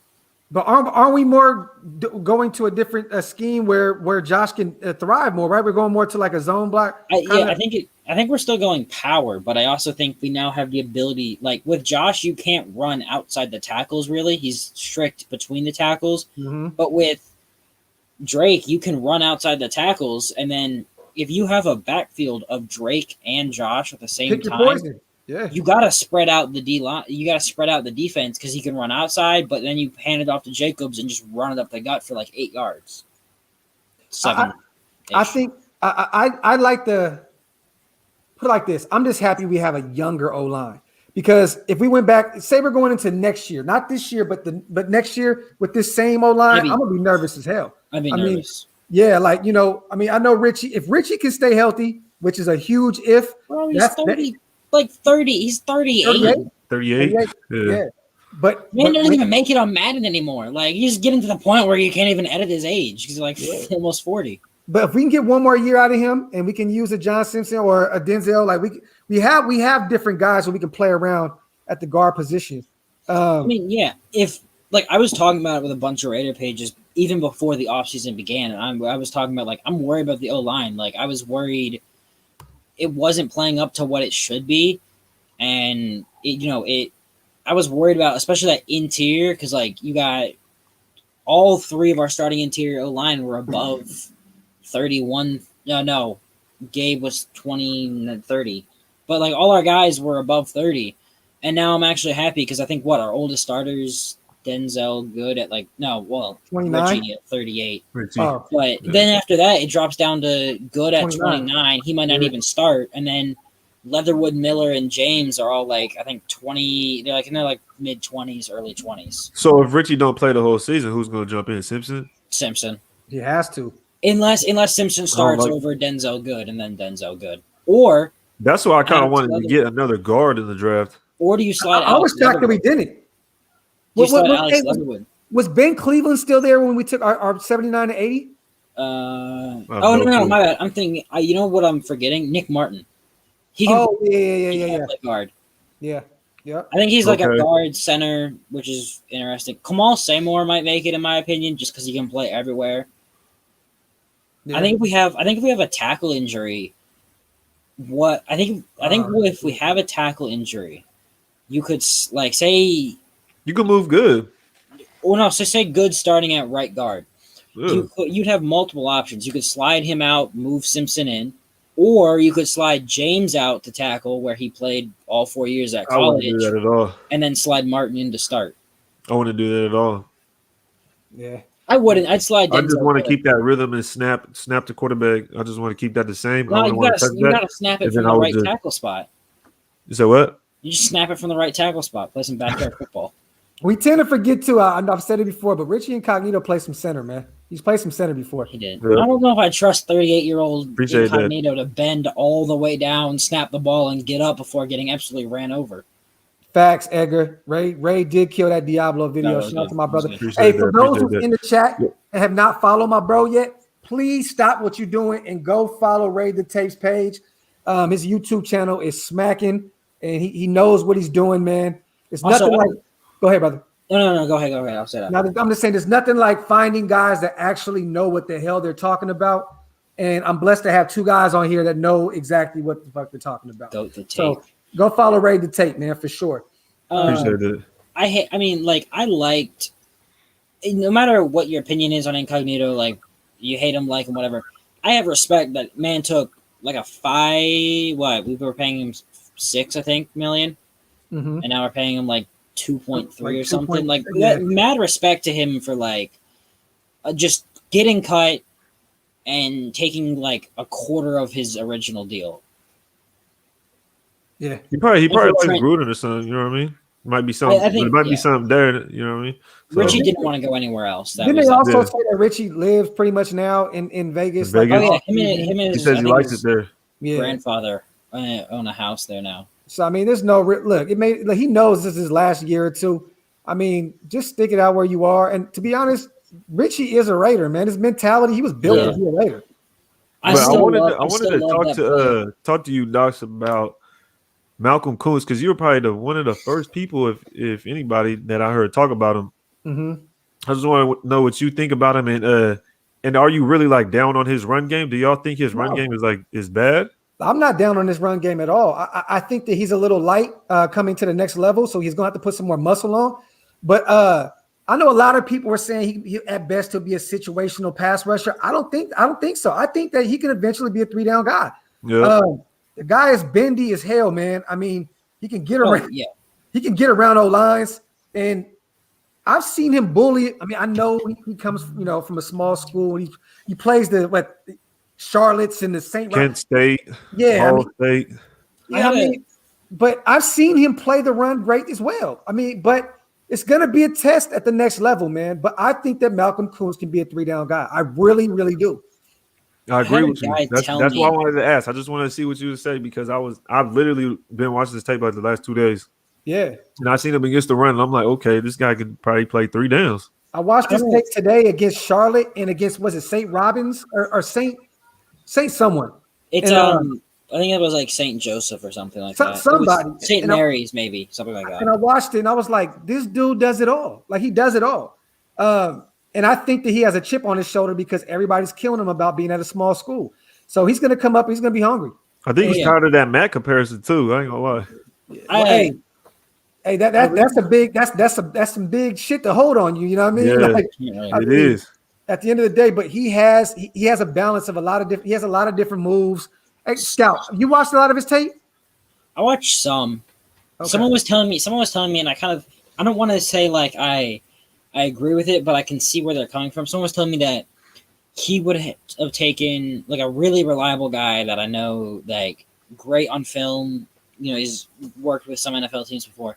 He would have taken Malcolm Koonce over Azeez Ojulari, and for me, that's kind of like, because Azeez did ball out versus some really good competition, where Koonce balled out versus some really, I don't want to say really poor, but it wasn't, Koonce versus Penn State was really good. Like, he did really good versus Penn State, that was kind of what I wanted to see. Like, if he did bad versus Penn State, I would have been concerned. Let's all be real, though. That was his highest level of competition, is what you're saying. Yeah. But that's what nice to see. Penn State was really bad this year. Like, no, really but bad. what I'm saying is it was still nice to see that the tackle he was going against was a 4-star. Now, obviously, stars don't matter, but it was nice to see that he was still consistently beating them.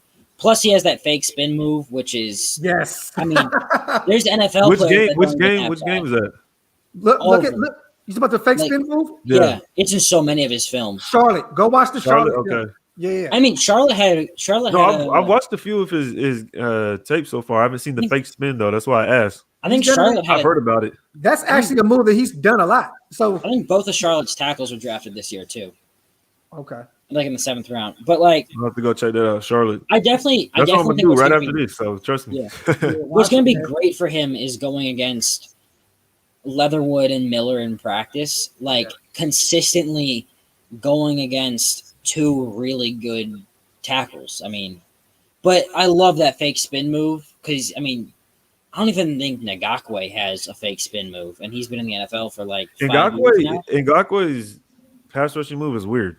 Like, no, he does that jump, like a jump hand swipe chop thing, like how he jumps in the air, and he's just weird. It's like a half step, like a Euro step on the football field or something. I'm Clee's is nice too. Like, people don't give Clee enough credit. I mean, his club move and his his inside kind of swim, it's good.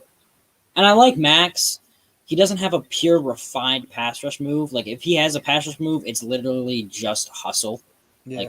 Because once you get your hands inside Max Crosby, it's kind of easy just to kind of neutralize him. He needs to develop that, that counter move, but he's got a good kind of outside. I think sometimes though Max kind of lives a little too far on the outside. Sometimes he goes around tackles too much, and that's why he's bad against the run because of that. Every play is he always takes that first outside step, and it's hard for him to get back. Once you get your hands on the inside of Crosby, it's hard for him to get back inside of you. So you can just keep running him to the outside. Yeah. Whereas that's why I like Clee, because if you get your hands on Clee, he can still run you to the outside, or he can cut back inside. There's plays where Clee will just flatten a tackle. I still think Koonce is going to end up replacing Yannick in 2 years. I think that Max is going to learn a lot these next 2 years under Yannick, and just in this system alone. I think that Max and Koonce are going to be. I just want to see preseason. I feel like Crosby needs to work on his weighted leverage. Like, when he gets up on a tackle, he needs to use his weight as leverage almost. And because I feel like if he were to learn a technique like a long arm on Max Crosby, that would be vicious. You know what I mean? Yeah. But he doesn't really have a lot of defined pass rushing moves. Yeah, he doesn't. He pretty much if you watch Clee's tape, his moves are defined. Like, that's a spin move. You know what I mean? That's a swim right there. That's a chop. He kind of has an unorthodox style. You know what I mean? He's long, he's lanky. He needs to put more muscle on though. If he adds if he adds muscle, Max is going to be really good because I think that's going to help him develop his his pass rush moves. Because how much does Koonce weigh? I think he's like let me check. I think he's like 265 or something like that. Look. Somewhere around there. I just did a video on him today. Let's see what Koonce was. But he needs to put on some more muscle too. Yeah, Koonce does too. But the thing 255. is, Koonce, like I said, I've been watching this tape the last 2 days. I'm gonna do a video on him, and man, he knows how to leverage. He gets that arm. Once he gets that arm straight and he gets up on that tackle wants to leverage his weight. Like, oh shit, he's pushing me. So they want to leverage the weight. Then he pulls away, and then that tackle, like, oh snap. Yeah, like, his bend is crazy. I'm like, yo, that's mean. And that got me excited. I'm like, yo, this dude, Malcolm Koonce, I didn't know who he was. I'm not the type to cap. I didn't know who he was, but I go watch the tape. I'm like, yo, this is crazy. Imagine him and Clee in a few years. Once Clee puts it all together, with Koonce on the other end, I think that'll be. Oh man! Once Clee stops getting doubled the most on the entire O line, then you can't see. The thing with Clee is you can't leave him 1-on-1 because he will probably beat you. He's not going to get the sack mainly because someone or DBs is going to get absolutely toasted. But you can't leave him 1-on-1. If you watch tape of him 1-on-1, it is not good. Like he demolished Mekhi Becton last year. I mean, what that was the 2-sack, 2-fumble game. The Jets game, yeah. Yeah, I mean, and those were both 1-on-1 blocks, and I think both of them were. Well, that's a big boy. One was a stunt. One was a stunt. Was on the inside, and he came out, and Mekhi didn't have it. He didn't have a chance. He didn't even touch him. He didn't even touch him. I don't think. No, I think the other one he faked the step outside and then used a swim move to get back inside and just got to Donald way too fast. Yep. But there is you can't leave him 1-on-1, and by the looks of it, he is putting in so much work this offseason. Yeah, because if you watch him against the Patriots game, he was playing the inside and he was getting doubled. Yeah, they made sure to double him. He's working with a pass rush specialist this year, and then he's been boxing. He's cutting weight and adding muscle. He's been boxing. Yo, if you watch his tape, dude, some of his hand moves look like he's punching at the lineman's chest. I know. And just goes around him real quick. I'm telling you, he's mean. I like Crosby. I just want him to add more muscle. Yeah, I know. And that's the thing. After you watch the film, it's like you kind of feel like, dang. Bro, we coming up on muscle wasn't there last year. Muscle wasn't there. I don't want Max Crosby the odd man out. I feel like he's a Raider. You know what I mean? Like I want Crosby to be on the team, but I do not want him to end up being the odd man out. Say like a season down the road. You know what I mean? That would kind of be hurt to see Max Crosby go. But it's like, dude, he's a pass rush specialist. You got to do. You know what I mean? He's going to benefit so much coming in on third downs and being that third round. I mean, third down guy. I'm telling you now, man, Max can still get 10 sacks this year. Oh, for sure. Yeah, mainly because he's not going the way to use Max Crosby properly is by not using him often. Until he adds more muscle and proves that he can be every down fighting, can stop the run, the best way to use him is to sub him out for someone else that can consistently win each down. So that makes me want to ask you guys I think he could be a strong side too. Like if he develops that run, I think they could try to I think his best role is developing against the run and then being able to play Leo weak side and strong side. So with Crosby rotating in as a pass rusher, right? And us having so many defensive tackles, is Farrell still going to play inside at D tackle? I think so. I think on obvious pass downs, it'd be weak side would be with a 2-point stance would be Crosby, and you'd have 3-point stance. You can still throw David Irving out there on the edge too. Yeah, Ngakwe. So it'd be Vickers, Yannick, Irving, Clee, and Max. I think Koonce could play. I think you could do a Koonce. When you gonna have Koonce on the field, and you got Phylon, Vickers. I think you could have a 5-man rush. Quentin Jefferson. 2 outside. If you have a 5-man rush, I think Stills. Y'all like Stills, right? Y'all when we gonna see Stills on the field? It's the rotation, which is gonna be great. Yeah. Look, man. If he Farrell was stepping up until he got hurt last year. Like, that's what I keep trying to tell everyone. Yeah. Like, he was that Jets game, he was great. And then I think it really kind of started clicking for him. Yeah. And then that Colts game, when you watched it, he was dominating their left tackle. And then I think he like tore something in his shoulder, and then just season shuts down. Shout out to my brother Ray. Ray. Appreciate you, brother. Go ahead, Ray. You good? You talking about Raiders.Scout? Yeah. The Colts game? Yeah. Like he was winning that Colts game, and then I think something happened and he just went down. Yeah, he was doing cool, but you go watch him against Quentin Nelson, it was like, okay, yeah. Well, yeah, but Quentin Nelson the truth for a reason. Did you watch anyone versus Quentin Nelson? I think this year I might be wrong, but I think this year we get to see Aaron Donald versus Quentin Nelson. Ooh, I just want to watch that. Quentin Nelson is a dog, man. I just want to watch that for that simple reason.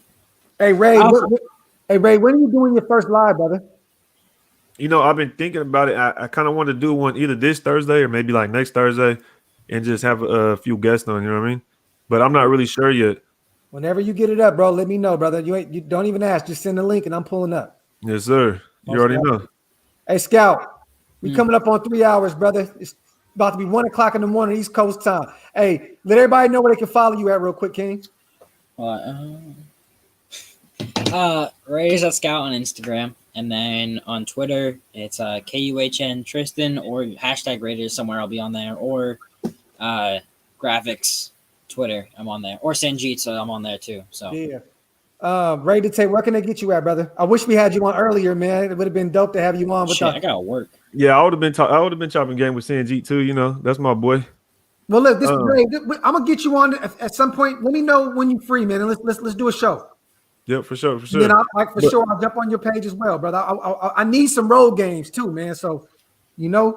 So, no, we gonna have to link up at a game or something. You know what I mean? I'll be taking trips. You know, I'll be out of town as much as I can. Hey, you got a home in Dallas, bro. Pull up.